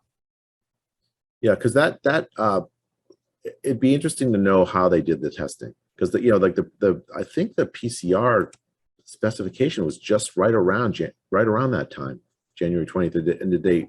I don't know, Japan. I remember like it was yesterday, because I'm in Cambodia, and this is huge news over here. I remember American lady that was stuck in her cabin, and she was complaining, I want to go home. They won't let me go home. I remember that like it was yesterday, but because it seemed kind of silly. The lady, they're getting ready for this horrible thing that's going on. And this lady was worried about not getting home 5 days earlier, and she's making a big international story out of it.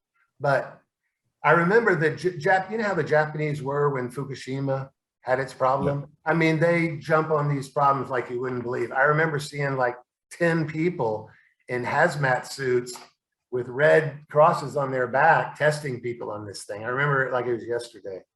So they jumped on it. I don't know what method they used to test the people. They might have sequenced. Yeah. So let me just say about the 8. I mean, it is possible, I guess, that someone has lingering symptoms that go past, like you said, there's 90 percentile is it's 33 days. It means 10% of the people could still die. But this issue about did you die from COVID or for something else incidentally with COVID is still a problem. Like, I know. I've got so much to say about that you wouldn't believe. I think they've inflated it like crazy, but I'll get to that later. But I really, listen, you've got 2,666 people on a boat. A lot of them are in their 70s and 80s. And I don't know what the chances are that someone would die, say, in 2 months from something else out of 2,666 people, but I wouldn't be surprised if it was 2 or 3. Yeah, I mean, it could be. The point is that there's a range of plausible. Oh, I know. Yeah, there's a lot of assumptions here, and I'm dealing with ranges on almost every decision I make. Yeah. But the logic that it spread very quickly, I think, is really sound. Because I completely agree with that, especially given what we know now, right? It's the ventilation on the matters a lot, but it's really a tightly confined environment, these cruise ships, if I understand correctly. They're like sardines in there. Yeah, so it wouldn't surprise me, a very large fraction. One thing you mentioned, I think, is also important. Not everybody got sick.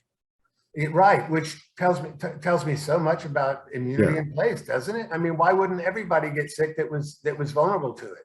Yeah, it's super interesting. Yeah, and it spread so fast through there.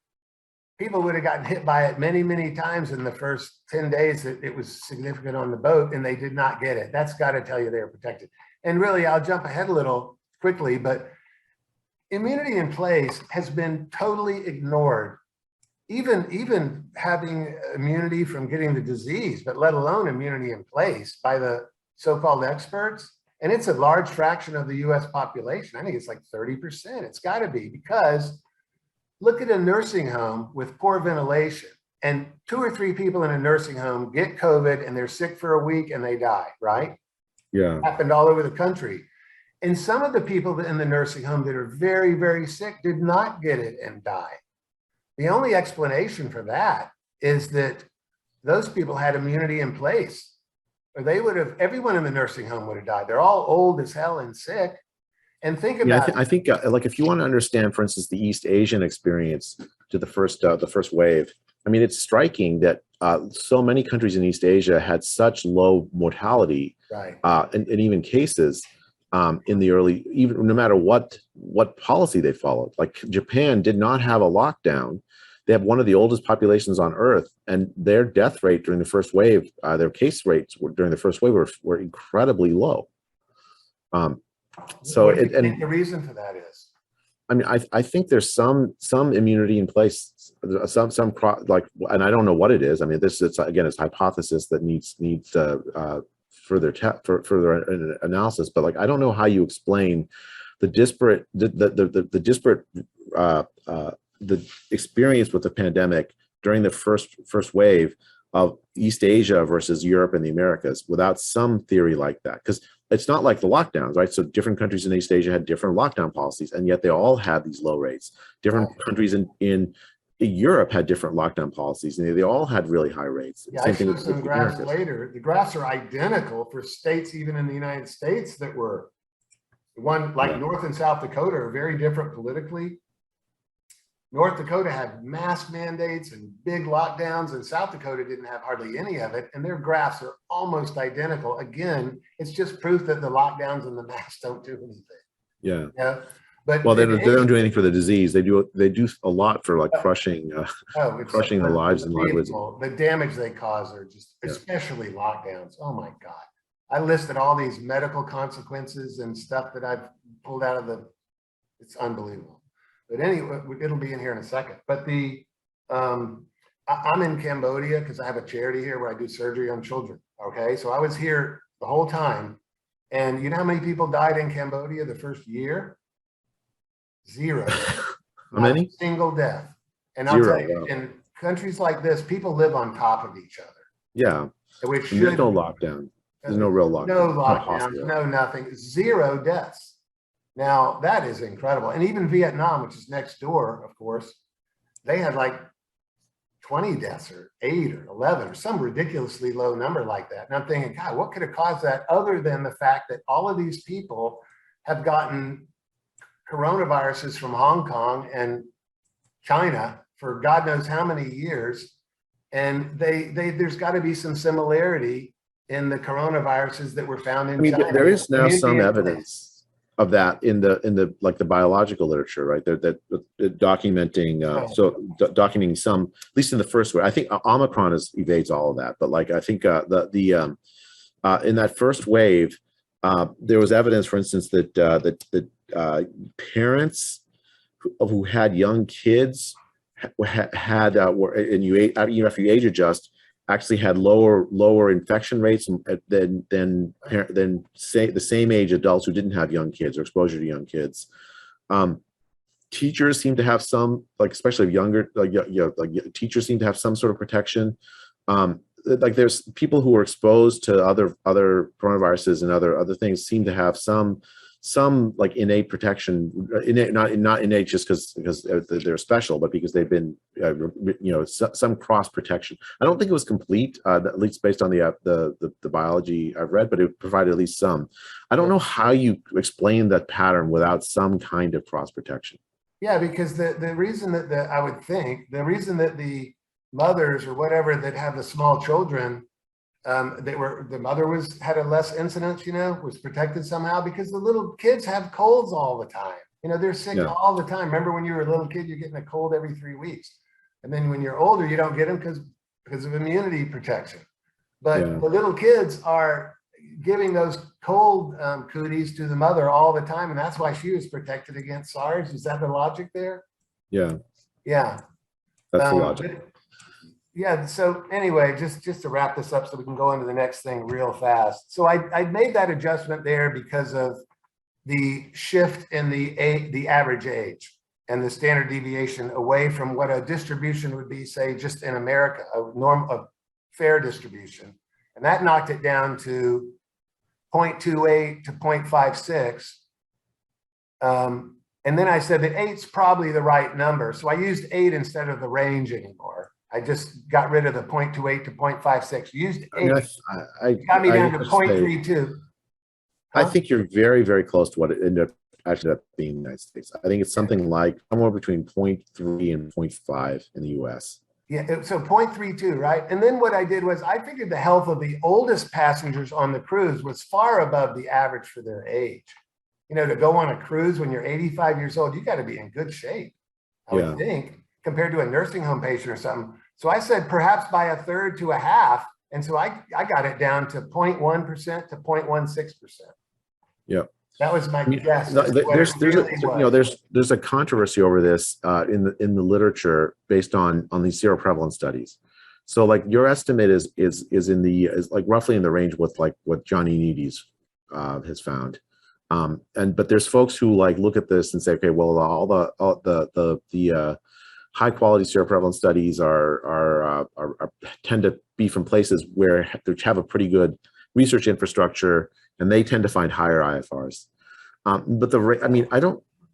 I think the key point here, even more important than the specific number, is that the infection fatality rate was really low compared to what the estimates that people put out by an order of magnitude lower. And you have this age gradient, which you've like struggled with to try to make to adjust for.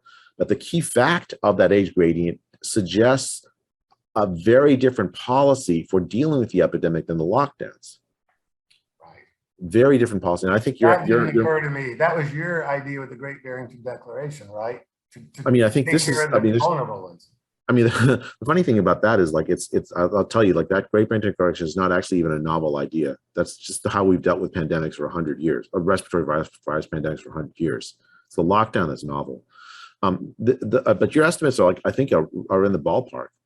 And this is, I mean, if you have a chance, take a look at John Ioannidis' calculation with the same data sets from the same time period. March 2020. There's an article by him that he wrote in Stat News. Okay. That describes the uncertainty, but it gets roughly the same numbers, but then emphasizes the uncertainty in them, saying, "Look, we really don't know."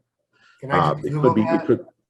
It's by Stat News by John Ioannidis. Okay, just put that in Google and I'll find it. Yeah, and actually, I wrote a piece in March of 2020 in the Wall Street Journal that tried to do something similar. With again looking at the limited data from places like Italy. I think we also had a calculation of the Diamond Princess. I mean, Reid, you were right along the lines where we were then, in terms of the uncertainties. Wow, interesting as hell, isn't it? Okay, now let's see. What is this? Oh yeah, here we go. Yeah, this one. This is when the CDC put these numbers out in September of 2020. And I said they came around, but it was too late because they'd already put the lockdowns in by then. Because the CDC, the CDC was wrong on just about everything the whole year. Isn't that amazing? And they were wrong about this too. They had the thing at they had it at 4% or 3.4%, I forgot. But this thing here is still too high, but at least it's, I actually think this is the right range. This is the right range. Yeah, so I actually think you think I'm too low then? A little bit. Well, I mean, I think that the question is like, what's the fraction of the population that's over 70 versus what fraction you have to integrate, right? So you have to multiply. It's 15% in America. Right, but so you have to wait. If you have a very, very, very young population, your IFR is going to be lower. If you have a very old population, your IFR is going to be higher. That's just fact. That's why, like, for instance, the IFR or the number of deaths in the whole continent of Africa is so low is because only 3% of their population is over 65. And the countries that are older in Africa has higher death rates than all the younger places. Just the age is so important. And if you want to understand, like if you're going to pick one number, one variable to explain how a country's going to do, you ask how young it is. Right. Again, back to Cambodia where they had no deaths. That's a very, very young population because they've just started to make money in the last, say, 15 years, really. So all these couples are having children now that might not have done it before when it was so poor. You're just struggling to survive. Yeah. The economy's gotten better, so there's tons of children being born around here. And again, it gives a very low average age. The other thing here is that the people that are very poor here, and there's a lot of them, tend to be very slim. They're not fat like we would see in America among the poor population, maybe. The people in Cambodia that are poor are eating greens all the time because it's a lot cheaper, right? Than processed food and sugar and things like that. And so the older people here tend to be pretty healthy if they're men that are doing construction work at age 60. They have washboard stomachs. I wish I looked like that. You know what I mean? So that could have related to why they have such a low infection fatality, death total too. You know, they're slim. And I think in Vietnam, the people are very healthy. A lot of them are really slim compared to Americans, especially. So that would be a factor too, right? The young age of the population and the fact that they're very slim on average. I mean, I think the obesity does matter, but it's real. Age again is the single most important thing, and I think that's like you can see it even in these CDC numbers, right? It's a you go 3 in 100,000 to 5 in 100. Like that's more than 1,000-fold difference between the young and the old. Yeah, isn't that amazing? That's incredible, really. And I think this is the thing. I mean, I remember seeing these CDC numbers saying, well, look, they finally got it right. They finally have some sense of what the age gradient is. Why are they not acting on this by recommending against lockdowns, recommending against school closures, instead focusing the efforts on protecting the old, who are really the most people who have the most risk from dying from this thing? Yeah, well, again, I don't understand that either, to be honest with you. Now that you bring it up, now at the time, it just went right over my head.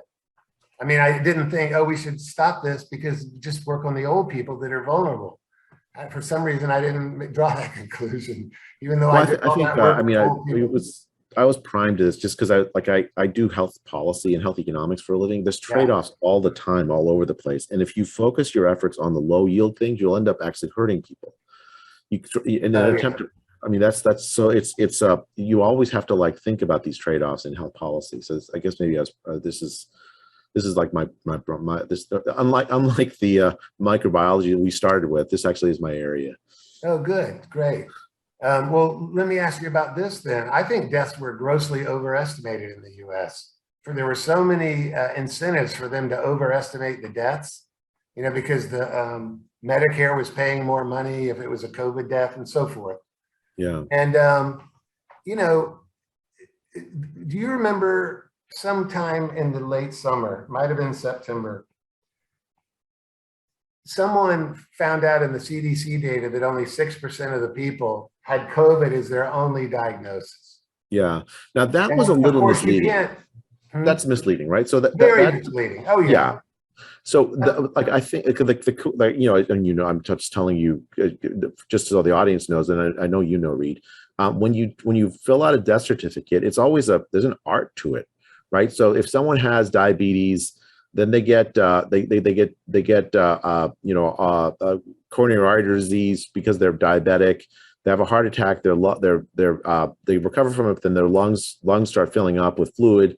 They get pneumonia and they die. Well, what killed them? The diabetes, the coronary artery disease, the heart attack, the pneumonia. What actually was the cause of death? And you sit there. I don't fill death certificates, but like my wife has, and she's a physician. And it's an art. You don't know, and it's your clinical judgment that tells you what's the primary cause of death, not some algorithm that you can automatically specify. In the context of COVID, there was actually a strong incentive from an epidemiological reason. What people wanted to know was how many people had COVID when they died, which is different than how many people died from COVID. And as you said, there were also very strong financial reasons, right? So Medicare paid for a bonus, a 20% bonus to hospitals for treating COVID patients. The idea was that hospitals were actually losing a lot of money because the hospitals emptied for people during the early parts of the pandemic in order to keep them empty for COVID patients, and they're losing money. And so let's pay them bonuses for taking care of COVID patients. That's a 20% bonus is a lot of money so there were very strong incentives to make sure that you knew every single COVID patient in the hospital. And now there've been like these death certificate audits in the US where they've looked at, like in Santa Clara County where I live, they did one. They looked back at the death certificate and said, okay, well, how many are from COVID versus with? And something like 25% overcount. Yeah, exactly. I heard, what's the county that Oakland, California is in? Yeah, Alameda. County. I heard they did it and they subtracted it by 25%. Yeah, it's striking. It's like that number seems to pop up. I think now Johnny Anides, I keep bringing his name up because I've learned so much from his work, did a very interesting paper using some epidemiological methods to estimate this overcount. And he said what he found was that in poor countries, you undercount. In rich countries, you overcount. Wow. So maybe in Cambodia there's more than we realize. Could be, yes, could be. Yeah, Yeah. and there's bragging rights and things like that too. But that's total speculation. But what I did was, when I knew that 6% is silliness, because certainly if you have a comorbidity and then you get this terrible pneumonia and die from the pneumonia, that's a COVID death, and it's because of COVID, certainly, right? Yeah. Now, however, there were a lot of examples of people who had died of something that could not possibly have been due to COVID. For example, the reason I know this is because I wrote the guy that compiled the data at the CDC, and he was nice enough to send it to me, of what these people actually died of and whether they had a positive COVID diagnosis on them. Yeah. And I'll tell you, there were suicides, falling off ladders, falling off roofs, poisonings, motor vehicle accidents, homicide, late terminal cancer. I'm talking about someone who's in hospice and then they test positive for COVID and they call it a COVID death. I think that's incorrect. Yeah, I mean, there's no art that makes that a COVID death. That's just not a COVID death. Right? Exactly. But, and I don't know if you ever saw this video, but have you ever seen the video of the lady that is the public health director for Illinois, who comes on there and says, even if there was a clear alternative cause of death, like someone has terminal cancer and they're in hospice, if there's a clear alternative cause, if they were tested positive for COVID, we counted it as a COVID death. She says that on the video. I could send it to you anytime. But that, boy, I believe it. I mean, I think that like, if you look at what the recommendation was from places like the World Health Organization, they were saying, well, look, we want to know just how widespread COVID is. We want to make sure we count every case, essentially. And so there's just an incentive, not just even for money, but just in terms of like epidemiologically to count everything. But the problem I have with it is, like we've already talked about, there's a lot of people that have COVID, a very large fraction, that have no symptoms at all. And then you've got one of those people dying of something else. Certainly it could be a lung problem or a heart or a stroke or a pulmonary embolism, whatever. And you're putting that in the numerator. You shouldn't put it in the numerator to calculate the infection fatality rate. And that's the problem I had with it. So I think there's a problem early on with the numerator and the denominator, both of which would have lowered the infection fatality rate. Because if the numerator gets smaller, it lowers it, and if the denominator gets bigger, it lowers it. So I plugged all these numbers in and totally removed the ones that couldn't have possibly had anything to do with COVID. And actually, just to be conservative, because I knew this was going to be a ridiculously low number, the people that had even the possibility that COVID exacerbated it to the point of death, like, even renal failure, cerebrovascular accident, cardiac failure, et cetera. I counted all those as COVID deaths, even though I know from cardiac surgery knowledge that 90% of the people that have advanced cardiac disease die within 1 year. 90% of heart. So those people have a positive COVID test, they're going to die anyway. Those really aren't caused by COVID either. Yeah. A lot of them aren't. But anyway, I put it all in and added them up, and instead of it being 163,000 at the time, it was 51,000. Wow. So they were really low. I mean, I think that overestimate is, I mean, that's probably more than I would be willing to chop off of it. Yeah. I mean, but I think the direction I completely agree with. Yeah, let me tell you one more thing, because we can move on from this. I didn't think you would agree with this, but I'll tell you, when you get the numbers out and you keep reading all these people that fell off of ladders or, God. Okay, anyway, here's the problem. There's about a 5% false positive rate with the test that's used, which is the PCR test, right? Yeah. So a lot of people, so now, just so we're clear what you mean by false positive.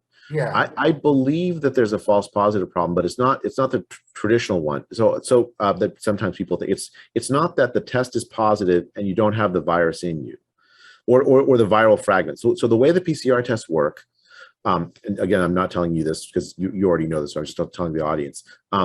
You put in a little bit of a primer that matches specifically to a part of they make a DNA version of the RNA virus that matches to specifically to a part that the part that they're looking for generally is on the spike protein, not the whole spike protein, but a part of it. And then they have like an enzyme that basically, if the virus is there and the primer is attached, it'll double the amount of viral material, and or the genetic material. And they'll do it again. So now you have two copies, then you have 4, then you have 8, then you have 16. Eventually, you have enough so that you can it's detectable. They can light up. And if you now the primer attaches, so if you have a long viral sequence, it'll attach to a small part of it. It'll make a copy of a little small part of it. The PCR test that works is it has 3 different primers for 3 different parts of the spike protein. The genome that codes for it. Yeah. And so you'll now, if the virus is not there, the primer has nothing to attach to. You keep doing the doubling. 0 times 2 times 2 times 2 is still 0. So the PCR test, it turns out, will show up as positive, even if only a viral fragment is, like, suppose you don't have the whole virus, you just have a little tiny bit of the virus, that little fragment that's there. It'll show up as positive. That viral material is there. It's not false positive in the sense of falsely showing up the viral material that's not there. But what's false positive, I call it a functional false positive, is that you're positive, but you're not infectious. You pose no risk to anybody else. And now people have done these studies. What they've done is, like, say you're positive, and it took 40 doublings to get, now 2 to 40 to get to a positive. That meant there was a little tiny bit of viral material to begin with. And it's because 2 to the 40 is such a large number, right? Double. 1 trillion. And then what they'll do is they'll take the original material and they'll try to infect a cell with it. And it turns out that it takes more than, I don't know, 30 doublings, it's really unlikely that you'll be able to infect a cell with it. It's 35, it's a fragment in your mucus of your nasopharynx or something. Yeah. So that false positive rate, functional false positive rate, I think is actually higher than 5%. Oh, it is. I'm not talking about that one. That one's different. Plus, that one is a problem because they're calling them new cases that could have caused a death.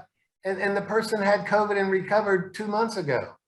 Right. Because the little fragments can stay in your mucus for a long time. And so they swab it, they get the little fragment out, they multiply it up, and they're calling it a new case. That's crazy. Yeah. You can't be hurt by it, and you can't give anyone else the virus from it. It's just a little piece of junk, of nucleotide. Right. But what I'm talking about here is, don't you think there's some, or unless it's so specific that this is 0, isn't there some confusion with other viruses? I think it's specific. I guess for that kind of false positive, I think it's very low. Because that really would be a false positive here. Yeah, that would be a true false. Like if there was false positives, because they're looking for a viral fragment and they're finding it.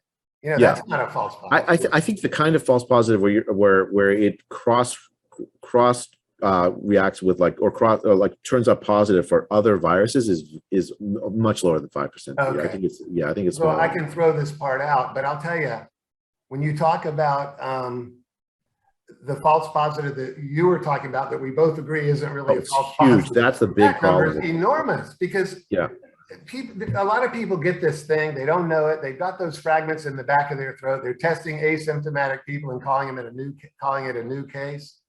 Sorry about that. And not only that, they put them in quarantine for like 14 days. It's costly. Like the costly in terms of you're really disrupting people's lives for nothing. It doesn't have any public health benefit. Yeah, that's the with COVID thing. That's not because of COVID, right? That's people that just have a positive PCR test. It has nothing to do with because of COVID. COVID's they may have a viral fragment in it, but they don't actually pose a risk of spreading it to anyone else. Yeah, and it can't kill you either. You can't die of a nucleotide fragment in your. Yeah, no, it does. It's unfortunate. Like the philosophy of the public health establishment was that it's okay that we throw people into quarantine for a little while, even if they're not at risk, because we want to catch every single case. No, they viewed the false negatives as vastly more costly than any false positives. But the thing on net, with so many false positives, it's not clear that was beneficial. In fact, I think it's likely it was quite harmful. This policy of saying, I don't care about false positives, I think had led to a lot of the sort of harms of the policies we followed. Yeah, that's a very good point. I hadn't thought of that, but I was just looking at it in terms of inflating the numerator, and I took 10% more off. But like we both think, it's more than 10% of people that are dying with COVID instead of because of it, based on the PCR test. Yeah, no, so I would go back to like, I guess I'm not sure I'm happy with the 46,000 number, just because I'd say like more like, well, now I think it was like, we want a careful audit. The careful audits I've seen is 25%, but you didn't have that at the time when you're making your estimate. So I think the direction is the key thing. We definitely did overestimate. It's definitely way lower. And do you think 25% is accurate? That's the audits the careful audits I've seen suggest 25% in the US. Okay. Are they, and they're taking into the consideration the fact that it's just measuring a little piece of genetic material in your nasal? No, so that's a different question, right? So I think I would put zero. Lower it more. Yeah. See, I mean, I think it's way too high. Yeah. I think. Okay, now let me just quickly dispense with this. This is the stupidest thing I've ever heard in my life. Trying to trace people after the things all over the place. You are so, I mean, I wrote, I'll tell you, Reid, I wrote a paper in July of 2020 it was called On the Futility of Contact Tracing. Yeah. With exactly the argument you have right here. The cat is already out of the bag. Yeah. It was out of the bag in April of 2020 when you have 2.5% or 4% of LA County. It's already too late. The disease is not, it's not possible to get to zero. People that thought this, they have in the back of their heads HIV. All right, the disease doesn't spread asymptomatically.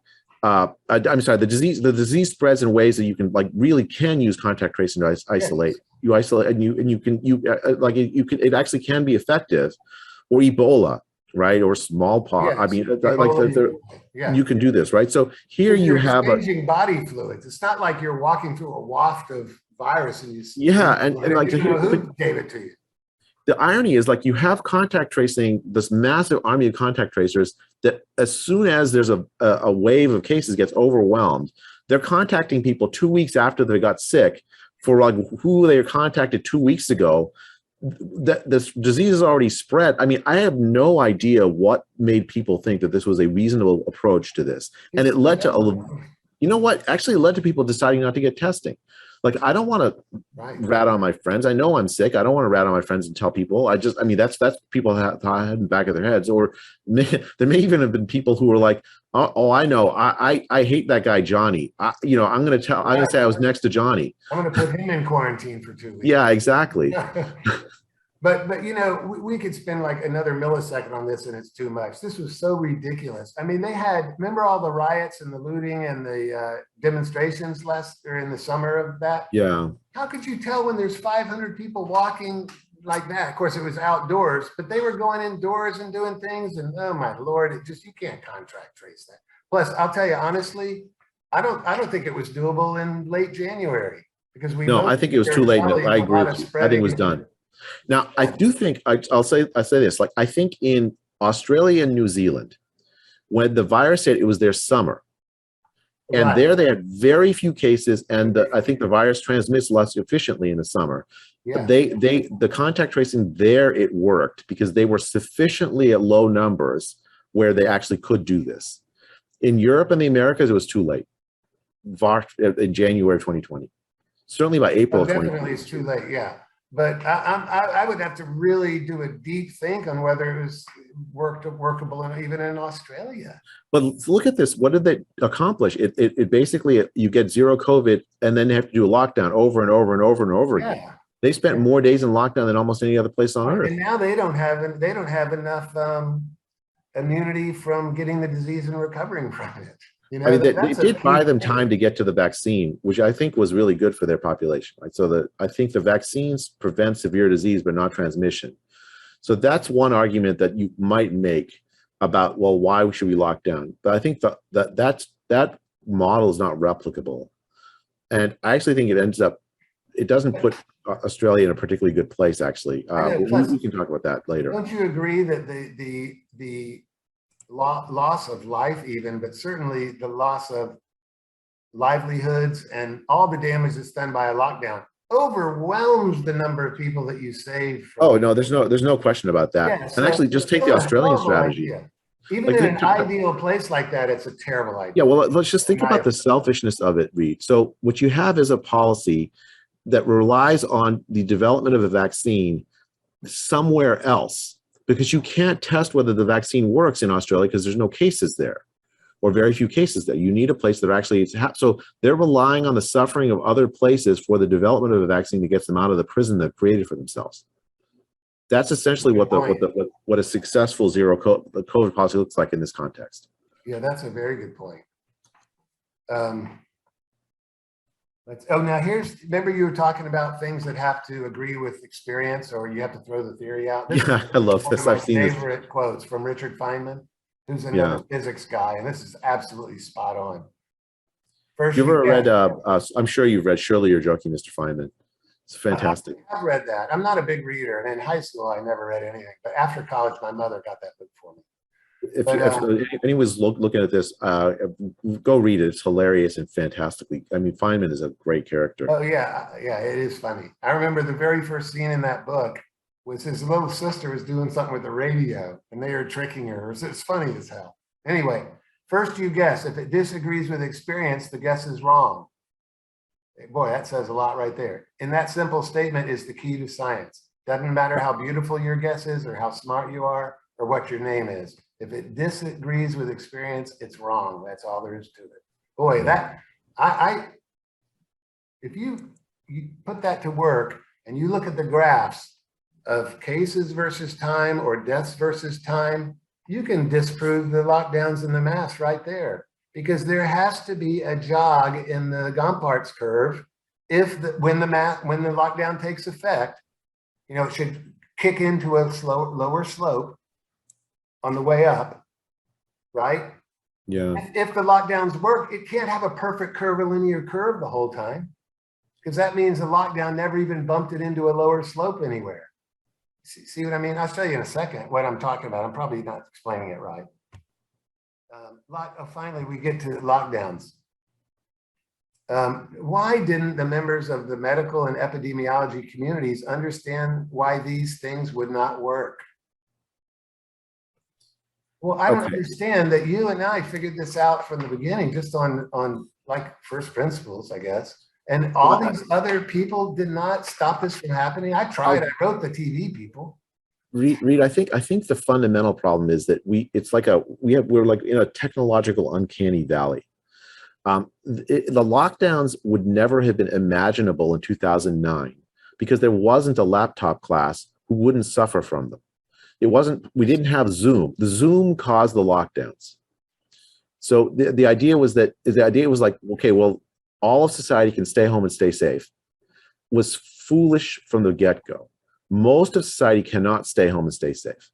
That's not like, you have to feed your family. There are like human needs that have to be met. They work from paycheck to paycheck, and then you cut their paychecks off. What are they going to do? Like in India, there was the eve of the lockdown. There were 10 million migrant workers working in big cities, living hand to mouth. They would sell food on the street with the money they bought. They would buy the food to sell the next day and feed themselves.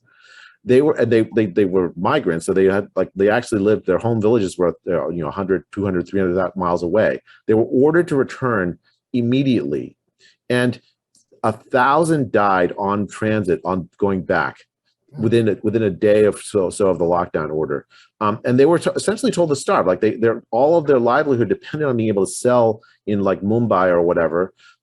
It was a cruel policy that did not think about the living situation of the vast majority of humanity. And in rich countries, you had again a division, right? So you have maybe a third of the population that work at jobs that could be replaced by Zoom, and 2/3 that don't. Well, the 1/3 controlled the policy. And this idea, it's like it's so seductive. It's like if you move people apart from each other, the disease will stop transmitting, of course. But it's not humanly possible to do this without absolutely draconian measures. And even then, you're still going to face the possibility the disease will come back again, and then you'll have to lock down again and again and again. There's one other thing that that I think was in the back of people's heads that they shouldn't have. Like we talked at the beginning about animal reservoirs. This does have animal reservoirs. This virus, the backbone of it, or whatever parts of it, came from an animal, and in fact, this infects a lot of animals. Yeah, dogs, right, like mink, dogs, cats. There's a sero survey in the United States of white-tailed deer just a few months ago. It turned out 80% of white-tailed deer have SARS-CoV-2 antibodies. I mean, you don't eradicate a disease like this, and yet I think in the back of people's head was this idea that if we lock down, we can get the disease close enough to zero that it's gone. I mean, you hear it in how Tony Fauci still talks about this. It was think that's foolish. even mathematically possible. If there's not possible. It's not possible. Yeah, this meets none of the criteria of a disease that can be eradicated. Right. Because even if you got every single person protected against it, if it's in other animals, people are born every day. I mean, it's just it's never going to get off the surface of the earth is another way to look at it. Right? Yeah. It's accurate. What you said about the poor people having trouble, and the guy from India that had to go all the way back to his village to lock down and so forth, and so many of them died. The same thing happened here. They did eventually do lockdowns here when there were like 20 deaths or something from some people that flew in that infected a bunch of people. And there's a lot of people here that have food carts on the street. You know, they sell things they boil in oil and they push it and sell a few of them and push it and probably make $10 a day. I don't know. But those people were absolutely instantly out of money, and they've got 3 kids at home that are hungry. These guys were on the street every night, stopping every bicycle and asking for a few dollars so he could feed his kids. It was sad. It was horrible. In March of 2021, there was a report put out by the UN, and you can go let's just go look it up. It said that they estimated that in South Asia, 228,000 children had died from starvation and skipped childhood immunization during the lockdown. Yeah, I've got a list of the medical consequences and the economic consequences of the lockdowns that I found. You know, the WHO said something about how many people had starved to death. I think it's 140 million. The World I've seen the lower numbers, but it's like tens of millions of people had starved to death. 100 million thrown into poverty, less than $2 a day of income. I mean, I think that what your question, the answer to your question, I think, is that the set of people who decided this policy had an incredibly narrow expertise, and it was like you basically, unless you had that expertise, you were not allowed to comment. You had to be an epidemiologist, a virologist, or immunologist, or you're out. That's arguing from authority, really. They don't have the expertise, the necessary expertise. A lockdown is not a medical intervention. A lockdown is a society-wide social policy, and those professions do not have the expertise to fully understand the extent of the damage that will be caused by a social policy like that. We needed a vastly... The people they were relying on were pushing this because they couldn't conceive of the consequences that would come. Yeah, they had no idea what the consequences were, and they pushed aside people that had the expertise to tell them what the consequences were, as if that expertise didn't matter, because this is a medical intervention rather than what it actually is a catastrophic social intervention. Right, but I mean, as a surgeon, I deal with a lot of women when I used to do general surgery that would come in because they feel a breast lump, for example. And I'll tell you, if they didn't have insurance, they were really hesitant to even let me do a mammogram on them. They're scared to death of spending $200, and I don't blame them, because they put their children first. They want to feed their children. And so when I heard about this, I'm thinking, oh my God, all these women that had insurance from their jobs aren't going to have insurance anymore. Plus the family's not going to have much money because the husband lost his job too. And those women aren't going to go in and be checked. And they're going to die in 3 years from this. We closed schools, right? In India, they're just reopening for the first time now. In Ghana, we had kids that are out of school for 2 straight years. In the Philippines, there are kids that have, because they were, I think they had a law that the kids weren't allowed to go outside. So there's kids that hadn't seen the light of day ever because they were born during the lockdown. In the US, there's this thing called a she session. There was a big decrease in labor force participation, specifically among women. And the reason is simple. It's because the lockdown, if you had kids, and your kids had to do Zoom school, someone had to stay home. The women quit. Yeah, right. They quit. It was women that quit the job so they could stay home with the kids. I mean, it was one of the most regressive policies I've ever seen in my lifetime. I call it trickle down epidemiology. It's essentially a form of redistribution, where it was the poor, the working class, the vulnerable that were asked to take the burden of the epidemiological burden of this disease, whereas the relatively well-off, the laptop class could sort of look down their noses at other people and say, well, why aren't you staying home, staying safe? And what about the poor families, not poor, but even lower middle class, let's say, a lot of people, they don't have enough money to keep their kids' education going while this was happening. And so the kids got further behind in school too. The learning loss is rich people catastrophic. could have a tutor, or maybe they put them in a school that did all the private schools close too? I was over here. Some of them did, but like many of them stayed open. I mean, and so what happened was exactly what you just said. They would hire, this is really funny, like the richer people would hire out of work teachers who didn't have to go to work, still getting paid, but then they could be hired as a tutor for these pods so that their richer kids could get education, whereas like poor kids, they basically had nothing. Like they had this like simulacrum of school that led to enormous learning loss. We're going to see the consequences for a generation. This inequality generated by this. Just for missing 1 year will do it? Yeah. So there's a literature in health economics of what, like the experiment was, one state will extend the number of years of required schooling, another state will keep it the same. And so what turns out to happen is that states that require more schooling, this is like in the, whatever it was, like earlier in his 40s and 50s, the states that required the schooling, the extra year of schooling, the kids stay in school longer. And then you can track them over their lifetime to see, compared to the state where they didn't require the extra year. You mean the other ones drop out sooner and all that? Yeah, they drop out sooner because they didn't have the required extra year. The kids that had the extra year schooling, they have longer, healthier, richer lives. Wow. So what we've done is we have consigned a generation of children to shorter, poorer, less healthy lives as a consequence. There was one estimate published in the JAMA Pediatrics that suggests that we cost our children, just from the spring lockdown alone, 5.5 million life years. The spring lockdown, you mean, that first couple of months they did it? Yeah, just for that short lockdown, 5.5 million life years, and it's not equally distributed. Oh my God. So we're going to see the echo. Now we're going to have to, hopefully we can like address some of this with social policy in coming years, but we're going to have to, because it's a generational inequality that we've created with this, with this policy. Well, I never would have seen that coming. I would have thought, oh, it's like taking a year off after college or something, but not really, because by the time you do that, you've already had your education. Well, that's the thing. The early investments matter for kids. For kids, early investments are absolutely critical. And if you take that away from them, you've robbed them of their birthright to an education.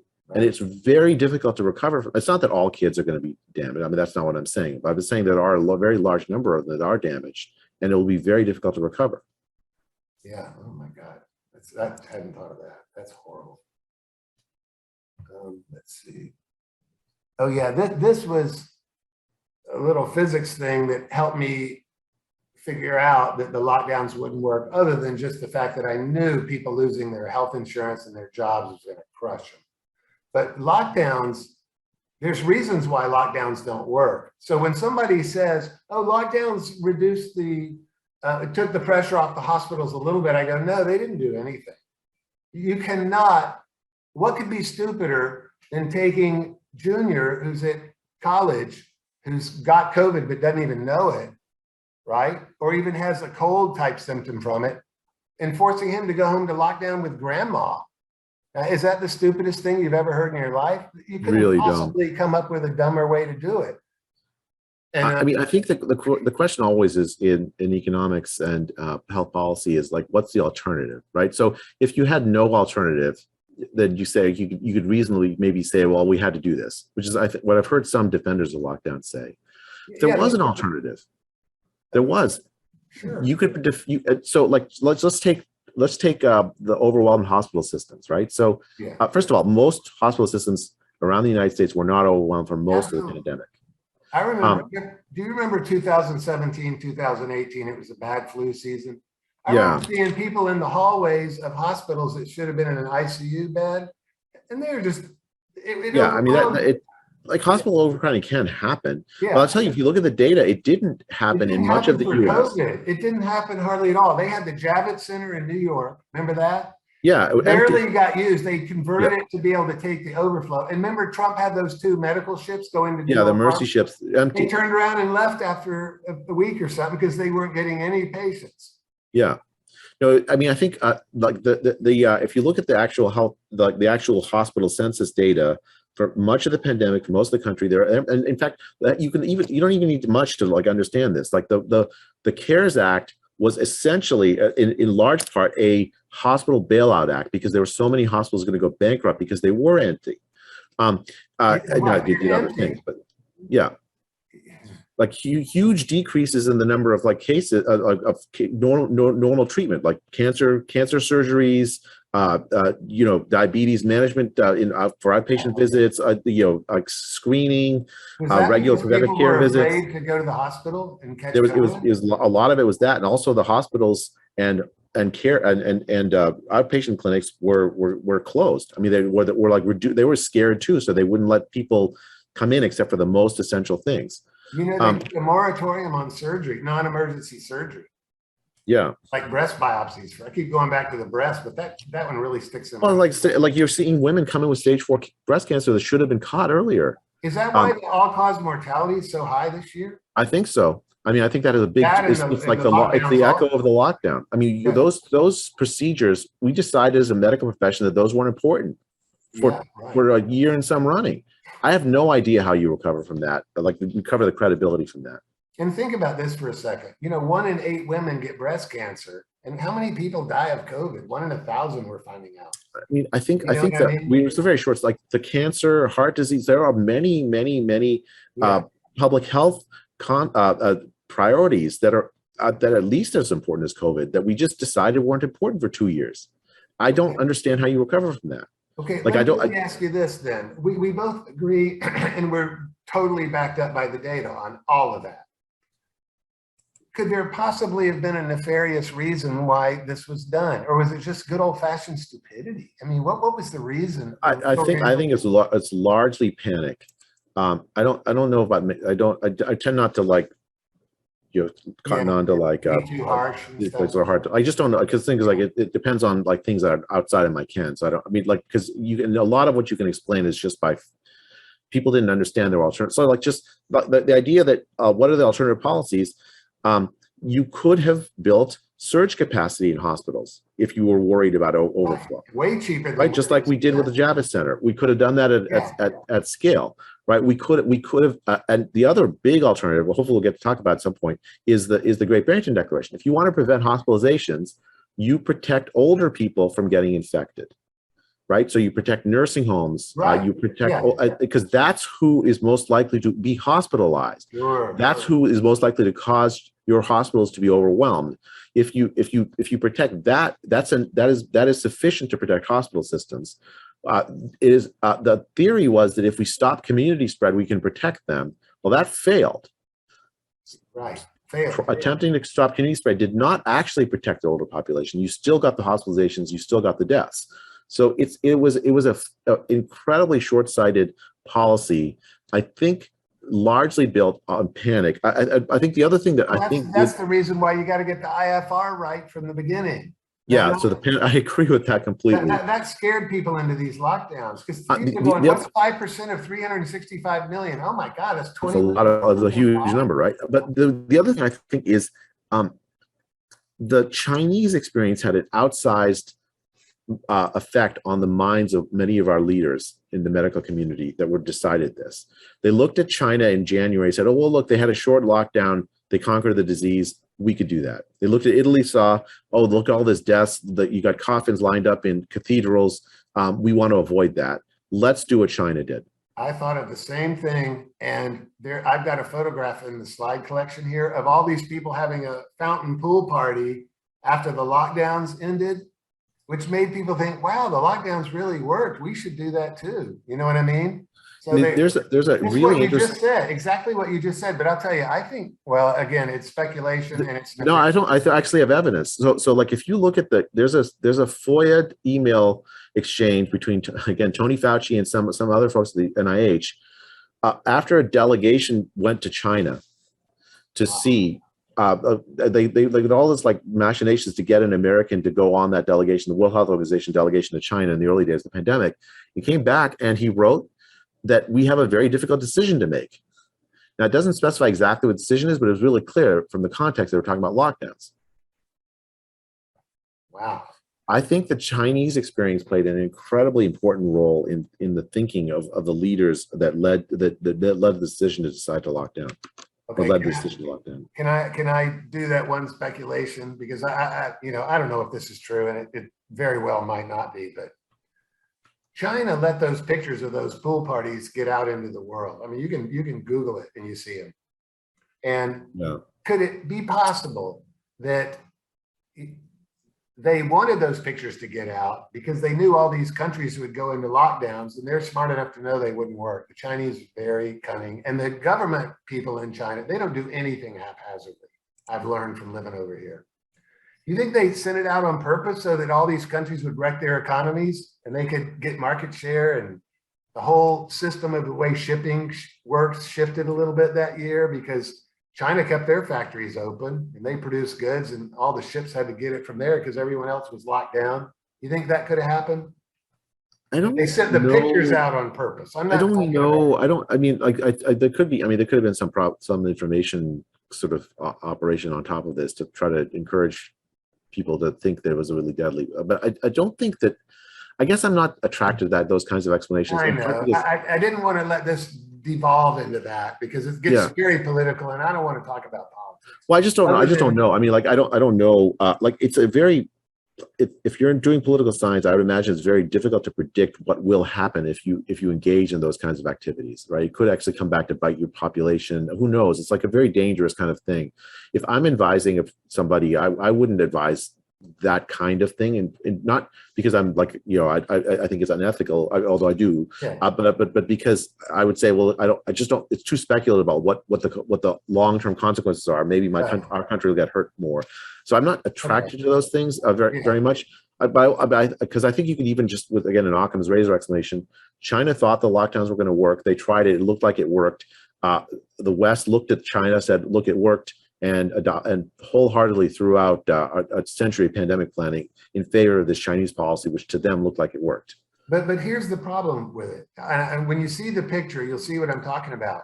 Even if you believe lockdowns work, lockdowns don't cure the disease, right? We know that. They just flatten the curve if they work like they're supposed to, according to the experts and everything. So putting everyone shoulder to shoulder in a swimming pool, bouncing water around with people singing on high platforms, if a few people in there had COVID, it would have spread like wildfire through there again. There's something wrong with the story. It's lockdowns didn't give it to zero COVID. They're not, even people that believe in lockdowns know they don't do that, right? They just I'm not sure all of them know that, Reid.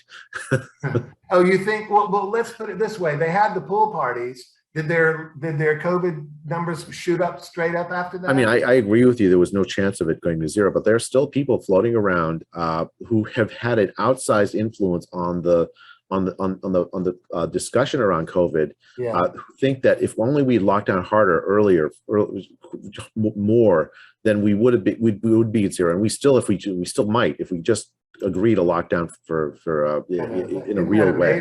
They know that the whatever degree of lockdowns we did was an unmitigated disaster, and they say the problem is we didn't do more of it. We didn't do enough. Yeah. So like we just look with it's like the no true Scotsman fallacy, right? So like the problem is like we just didn't lock down hard enough. We haven't we actually never actually experienced a true lockdown. Yeah. And if only we had, then we'd be okay.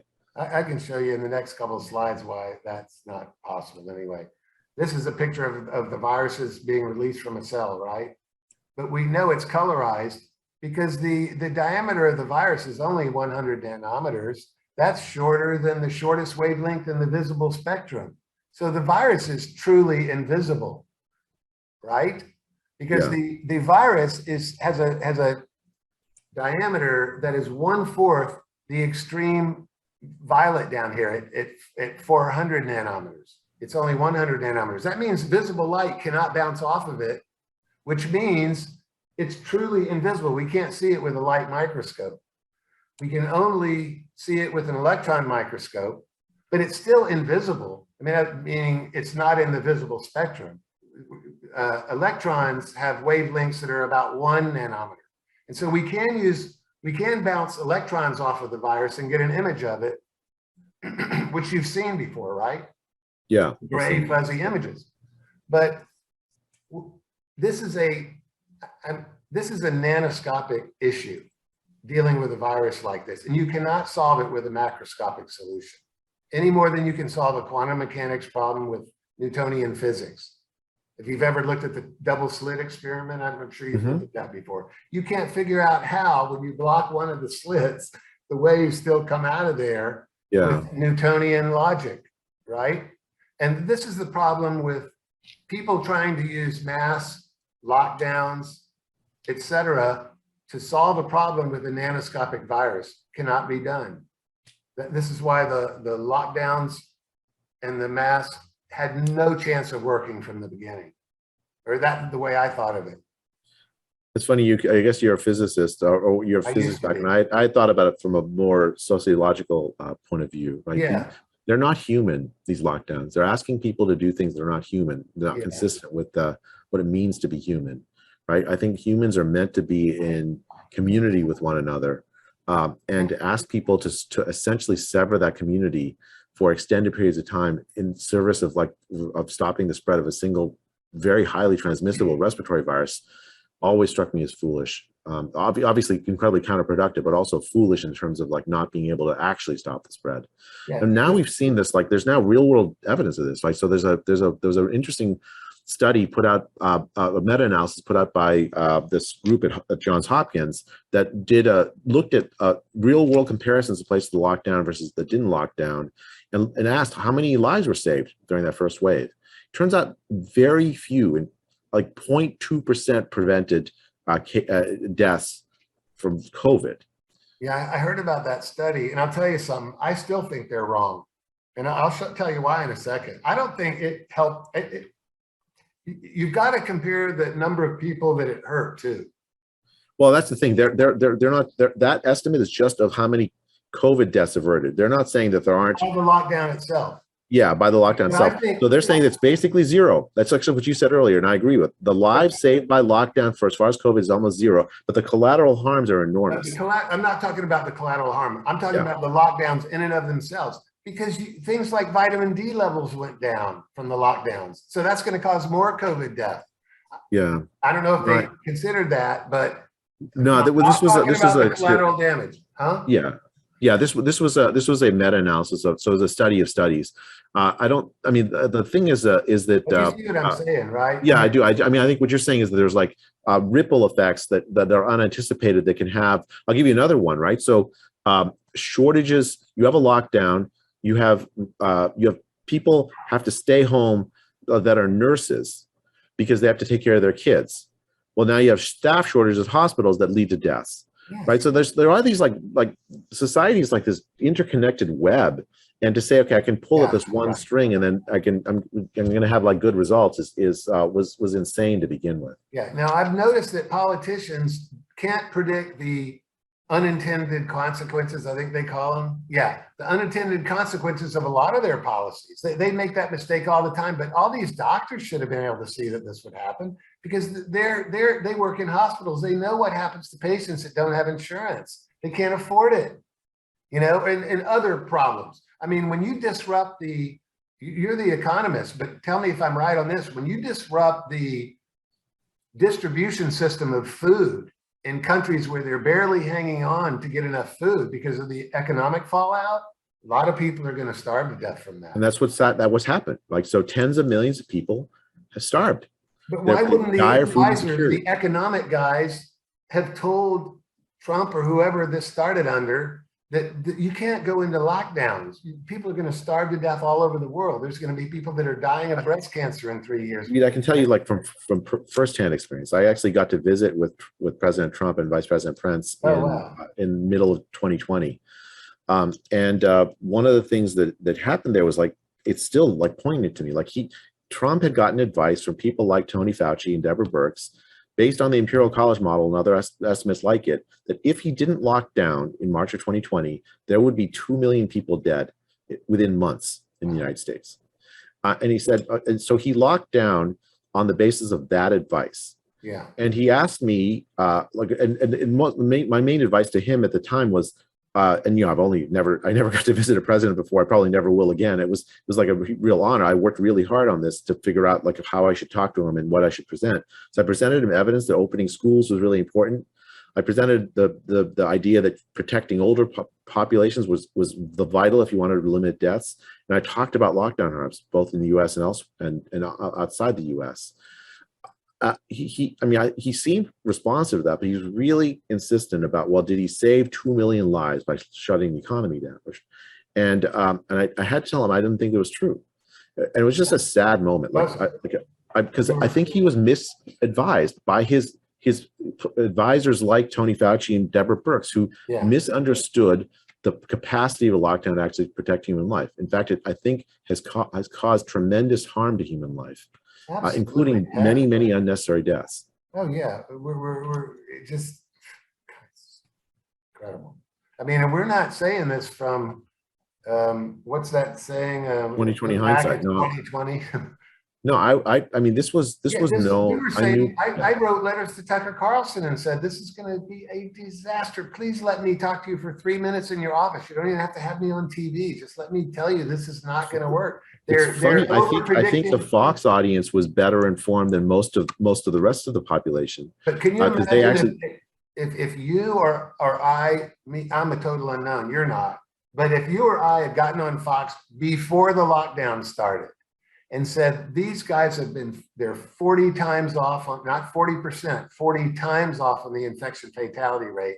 This thing isn't anywhere near as virulent as they're making it out to be. It's very close to the flu, and we never lock down for the flu every year. Reid, I'll tell you, so at the beginning of the pandemic, I had never written an op-ed.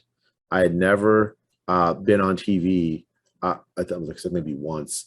I had never really participated in a public discussion over these public policy. What I did is I wrote papers and talked to other scientists.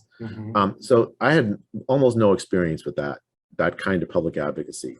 But I'll tell you, during the pandemic, what I saw was, especially early on, those voices that were saying the kinds of things you're saying, which is essentially that there are other ways to manage it. It's deadly for a certain group of people, but not for everybody. The lockdowns themselves are harmful. They were drowned out. And now Fox actually allowed some of those voices on, but most of the rest of the media in the United States just deplatformed those other voices. And were demonized. Like, I mean, I faced I had a reporter who were like writing hit pieces about me. Johnny Needy's had like a smearing campaign against him. I mean, it was very difficult to have those to have a public public stature in that setting and have this kind of contrary opinion, because you were essentially smeared. People told lies about me. I mean, it was a very difficult time to actually say or do anything that was contrary to that would make people think that lockdowns weren't the right thing to do. Yeah, I mean, that's where I got because of the way I've gotten to know you over the last few weeks, your demeanor and your personality and your gentle nature. That's why I wrote that introduction about you like that, because I knew you've been through the ringer on this. Because do you know Scott Atlas? I know Scott very well. Yeah. Yeah. So, I mean, he got beat on like you wouldn't believe also. Remember, he would go on like CNN, and Aaron Burnett or one of the hosts on there would say, you're a neuroradiologist. Why should we listen to you? And I'm thinking, what do you mean? He was a chief of neuroradiology at Stanford University. I know, you know, the a bunch of the professors at Stanford wanted to like, they're my colleagues, Reid, that wrote blackball him or something? My colleagues, 100 of them, wrote a letter accusing him of things accusing him of him not believing in hand washing. He never thought that. They misrepresented his views. It was terrible, Reid. What they did to him. Yeah, I have a lot of admiration for him too. You and him. I mean, golly. Even at Stanford, where you would think there's some smart people, maybe. I mean, well, I think a lot of it had nothing to do with smarts. I think a lot of people at Stanford that wrote that letter didn't like the fact that he was advising Trump, and they didn't like the fact that he hated Trump, or because they were jealous that he was. They hated Trump. Okay. They hated Trump, and some of them want. Well, I don't know. I mean, I shouldn't speculate about all of their motives, but I will say this: the letter that they wrote about his views about the letter basically said he was misrepresenting science, and said things like he opposed hand washing. That is nonsense. He never opposed hand washing. He never said that the virus wasn't serious enough to take. I mean, he argued very strongly for focused protection, improving nursing homes. He argued very strongly for opening schools so kids could have more normal lives. He argued for the right policies, and for them, they didn't have any insight into how difficult it is to advise a president in that policy setting. He was a chief of neuroradiology at Stanford. He's also spent the last decade and some doing health policy advising at the highest levels. And so for him, he had a lot of experience in that they didn't have, and yet they were the ones essentially doing like backseat driving. Made his life very, very difficult, and frankly, I think it damaged the policy that the United States followed. It ended up destroying the possibility of civil discourse within Stanford itself, which is still true today. Wow. And it has been heartbreaking to watch. It really, it's just so bad. It's so heartbreaking is a good word, but it's just so ugly. I mean, golly, this is a distinguished academic doctor, and these guys are professors that are writing this. I mean, gosh, I can't believe they would stoop that low to. So I can't believe it happened. Yeah, it's incredible. Really. Let's see now. So just for timing, I have something at 2. Oh, God. So you know what we could do is maybe we should this is going to be part 1, and then we can reconvene for part 2, and that way you can get some rest too. I'm feeling bad about you. Well, you want to just finish lockdowns and let's finish lockdowns. Just a few more minutes, because I don't have much. I say, look, lockdowns were and are a horrible idea. They not only will not work, they will cause more death and destruction, including loss of jobs, medical insurance, loss of life savings. I wrote that to Tucker Carlson. Never heard from him. You know, I think. Go ahead. I was just saying, the other thing that blows me away about this. Okay, fine, they couldn't figure it out from the beginning. Fine. But once the data started coming in, it should have been crystal clear they weren't doing anything. There's no curves that are flattened like that. They're all go up the same way on the Gompart's slope, you know? And so what I want to show. I mean, it's a regional seasonal disease. I mean, that's really the bottom line. Yeah, I mean, I'm going to show you 3 slides in a row real fast. North and South Dakota, identical curves, even though one locked down and used mask mandates, the other didn't. Next one. This guy was making the case that this is what happens if you lock down, the curve gets flattened. None of the curves did this. And for this to happen, for example, the lockdown look at the log scale. Look at the log exactly on that date. for the Look at the curve log to scale change. there. That's just nonsense. It's ridiculous. Okay, and Well, here's this is the kind of advice that President Trump was getting. Like he's saying, 1 million lives are saved, right? yeah. That is absolute nonsense. There's no statistical evidence of this. Look at the log scale: 1 million, 100,000, 10,000. Right. Yeah, I know. Isn't that ridiculous? Okay, now let me. In 2 months' time, 1, 2, 3 Yeah. months' time. Yeah, 2 months: March, April, June, May. Yeah, like 2 months' time. But even the shape is not realistic because here's what I'll show it in the next graph. This is actual data from the National Health Service of England. See the shape of this curve? Now, lockdowns were initiated on this day right here. And certainly there's a lag. There's an amount of days that are required before it starts to show an effect, right? We don't know the exact number of days. Some people say it's 21 days or 23, whatever. But why would it take that long to show an effect? If a lockdown's doing what it's supposed to do, you prevented the onward transition from the moment you lock down. Right. You should start seeing an effect on cases almost immediately. Yeah, on cases, yeah, this is deaths. And it would lag a little bit. But let me show you what I mean, though, because the principle is the same. And I'll show you a couple more in a second.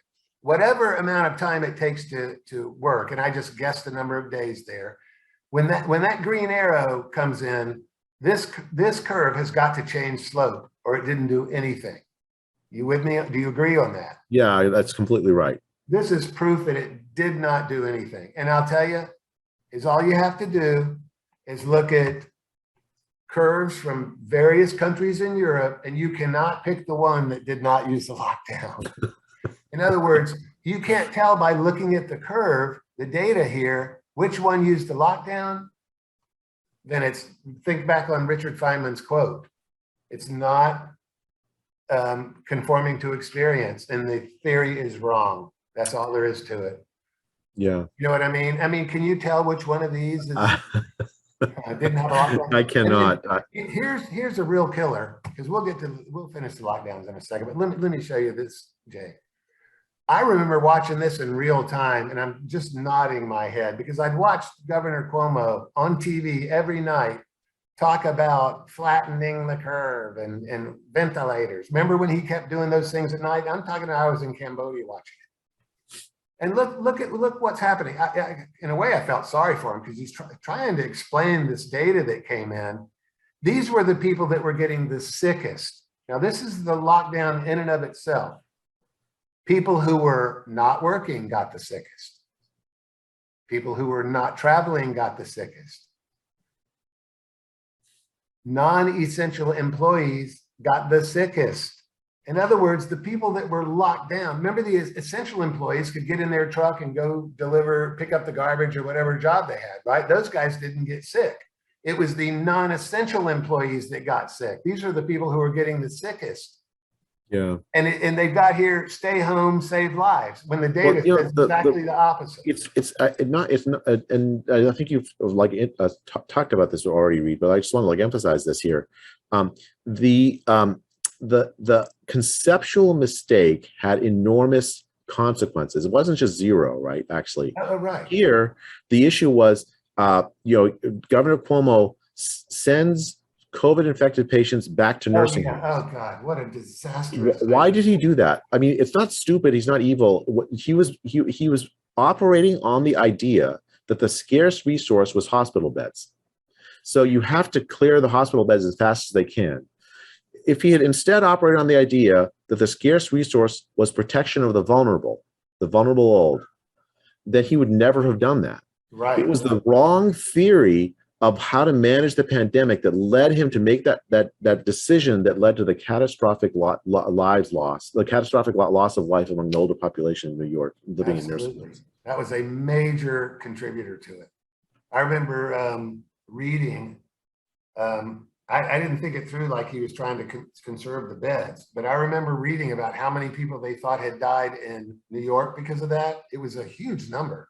And then 3 or 4 other governors did it too, right? Didn't the Michigan and the New Jersey? Yeah, no, it was the same thing. It was the same exact thing over and over again. It was because they thought the only way to conserve life, the scarce resource was hospital beds. Hospitals are going to get overwhelmed. We need to stop the hospitals from being overwhelmed. like in optimization theory, if you optimize against the wrong goal, right, you're gonna end up with like a suboptimal outcome. That's essentially what happened here. Right. Absolutely. You're going to damage. I try to optimize one goal, you're going to damage another part of it. Yeah. Oh, Like you're a surgeon. I mean, you see this in your work as well. Like you want to focus on where it's most important, like where the bleed is happening. You don't want to like focus on the. I know. It's amazing, really. I just can't believe that he would have thought that was a reasonable thing to do, because it wasn't even his fault. right, he was misadvised back into the nursing home that still had COVID. It could spread it to the people in the nursing home. Correct? He was misadvised. It wasn't even his fault. It was the fault of the epidemiologist telling him that the key constraint was hospital beds. Wow. So we've talked about this a lot. I looked all these things up. Cancer screenings weren't done. People stopped chemotherapy. They didn't even call the ambulance when they had a heart attack, because I guess they were afraid to go to the hospital. Yeah. Suicide. People died of home of heart attacks. People died of what? At home with a heart attack, untreated. Yeah. Isn't that weird? They wouldn't call the ambulance, I heard, because they're, I guess, afraid to go to the hospital and die of COVID. They're afraid to go to the hospital. Heart attack. That's another that's almost another suboptimal mistake. You know, they're going for the wrong, they got the statistics all messed up in their head. All right, because, you know, whether my number's too low or not, considering the numerator's got to be lowered a little bit, dying of COVID is so rare. You know, it's compared to all these other things. Think of the number of people in America that die of cardiac disease. It's the #1 killer, I think, still. Maybe cancer passed it, but not getting cancer screenings, that's a major thing. You know, that's what causes people to die of colon cancer too, not just breast cancer. They could miss a polyp that could be metastasized to the liver in 2 years, you know? Yeah. Let's see if I've got more stuff here. Yeah, these are, oh God, this is a horrible thing for me to read somewhere.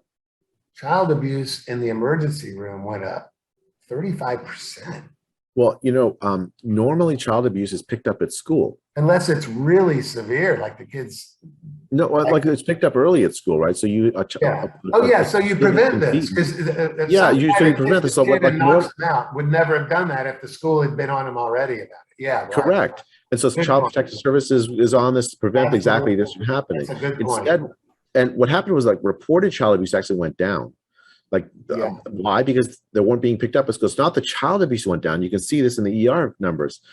For children, this was a, I mean, I can't, it really breaks my heart to think about, like, what we did to our kids. Because think about it, you're not, when a parent, it's got to be very embarrassing to take a kid to the emergency room because you twisted their leg and they got a spiral fracture, or you hit them so hard it knocked them out. I think, like, you know, like the same thing happened with domestic abuse too. Like it's not, if you destroy the social systems that protect the vulnerable will be harmed. That's essentially the rule, and we've learned that, I suppose, during this. Although I don't know why we didn't already know it.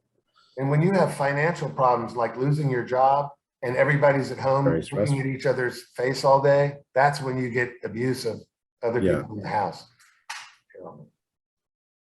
Economic, all these people are going to start. Yeah, there's the thing I said about the WHO, 140 million will starve to death. Yeah, it didn't turn out to be 140 million. I think it's something on the order of 80 million. But I mean, you know, whatever. The point is that so much more than died of the virus. Yeah, like, I think that's the thing. It's like orders of magnitude. Now, I've seen economists argue, well, this isn't the lockdown. This is the fear of the virus, or the virus.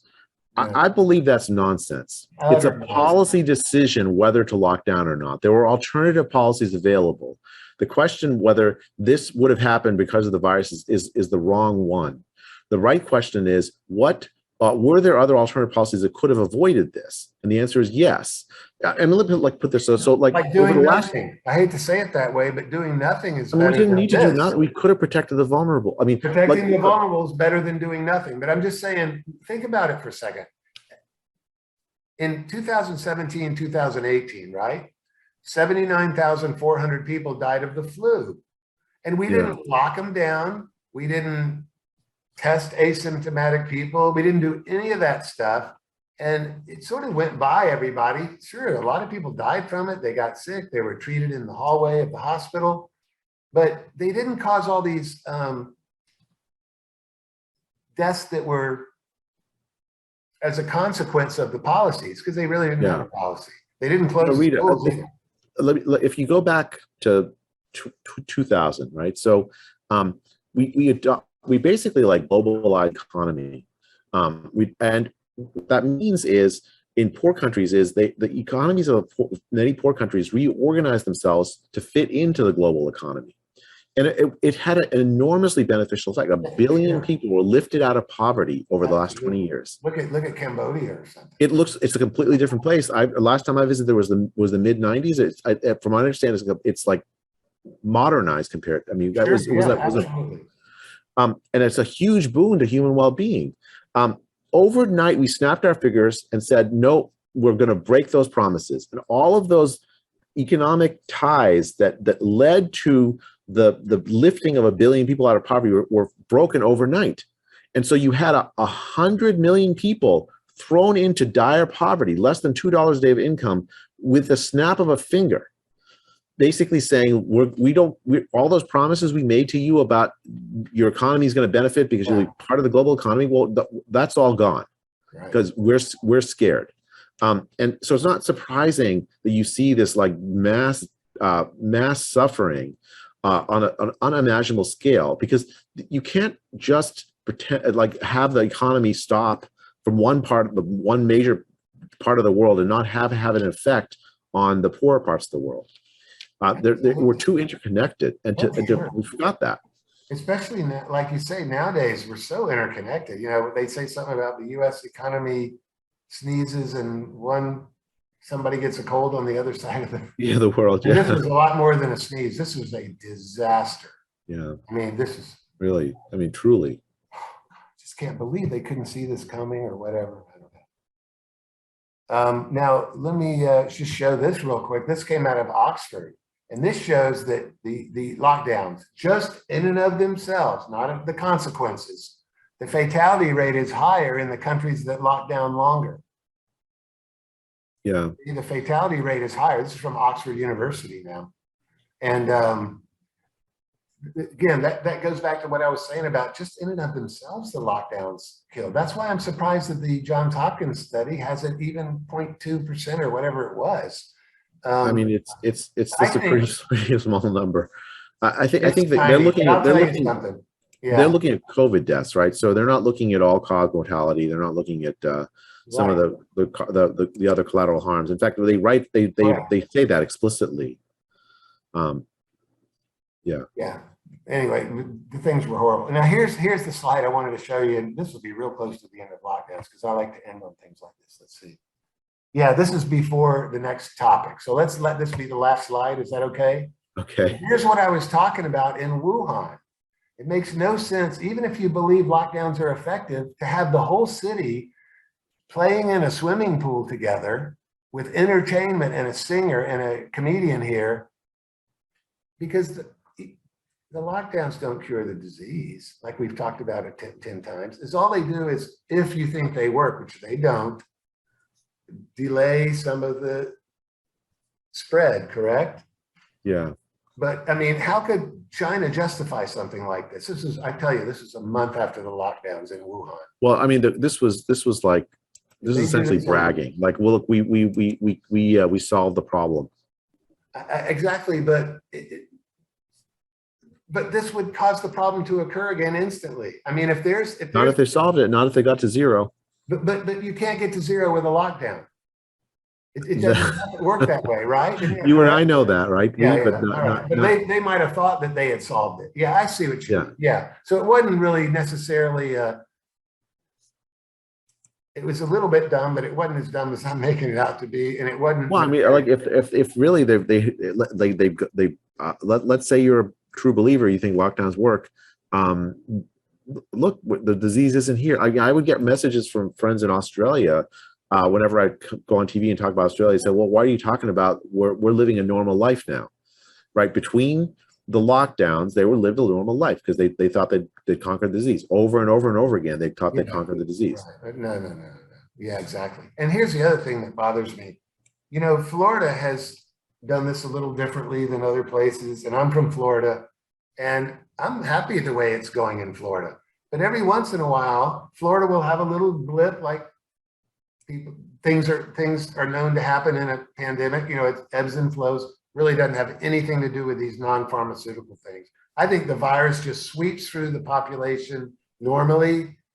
I mean, if you look at the graphs of these things, even the little hitches are in parallel. You know, it's just the virus is going to do what it's going to do, kind of.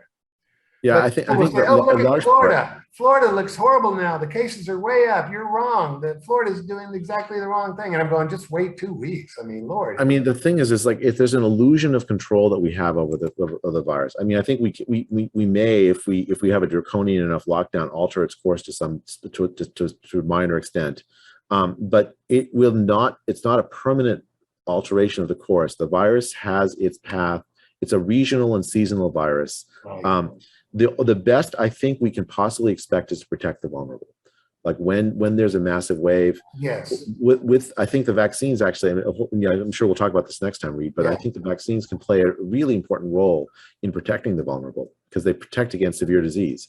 And so I think it just makes that protection of the vulnerable one more tool to protect the vulnerable. If we'd had good early treatment options, you could protect the vulnerable with them. I mean, I think there's a lot of things that can be done. Yeah, you could if we could. Now, there's controversy like crazy on ivermectin and hydroxychloroquine, but if you take all the vulnerable people and you prophylax them with it, if it works. You don't even need the controversial ones. I mean, like monoclonal antibodies, there's no controversy over them, right? So there shouldn't be. I tell you, you wouldn't believe what goes on now. I heard people in Texas couldn't get monoclonal antibodies after a while or something. I read some weird thing. Why are they restricting them? I don't know. Yeah. Isn't that weird? But anyway, yeah, we'll talk about vaccines in part 2 a lot because vaccines, people are real concerned about vaccines. We'll get a huge following watching for that. Yeah. This could be the last slide for tonight, and you could get ready for your meeting. You said you had it at 2:00. I don't even know what time it is. Yeah, it's 2:00 my time. I have to run. I'm sorry, but Reid, this has been incredible. Let's and your audience is probably exhausted for it's almost we've been talking for quite a long time. Why don't we reconvene later and finish off the rest of the conversation? Absolutely. Can you send me an email when it would be a good time for you? It might even be next weekend if you're swamped. Yeah, absolutely. Yeah, but that would be great. And I'll send you this thing before I post it, just if you want to look at it, or do you want to? No, it's been fun to be surprised.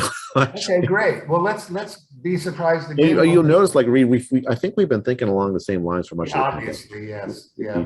That's why, I was afraid of that because the Great Barrington Declaration, which I signed, of course, I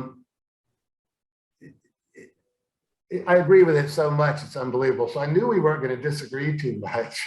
But we'll find. Well, I think I've learned from you, and there's details where I think but I think that's normal.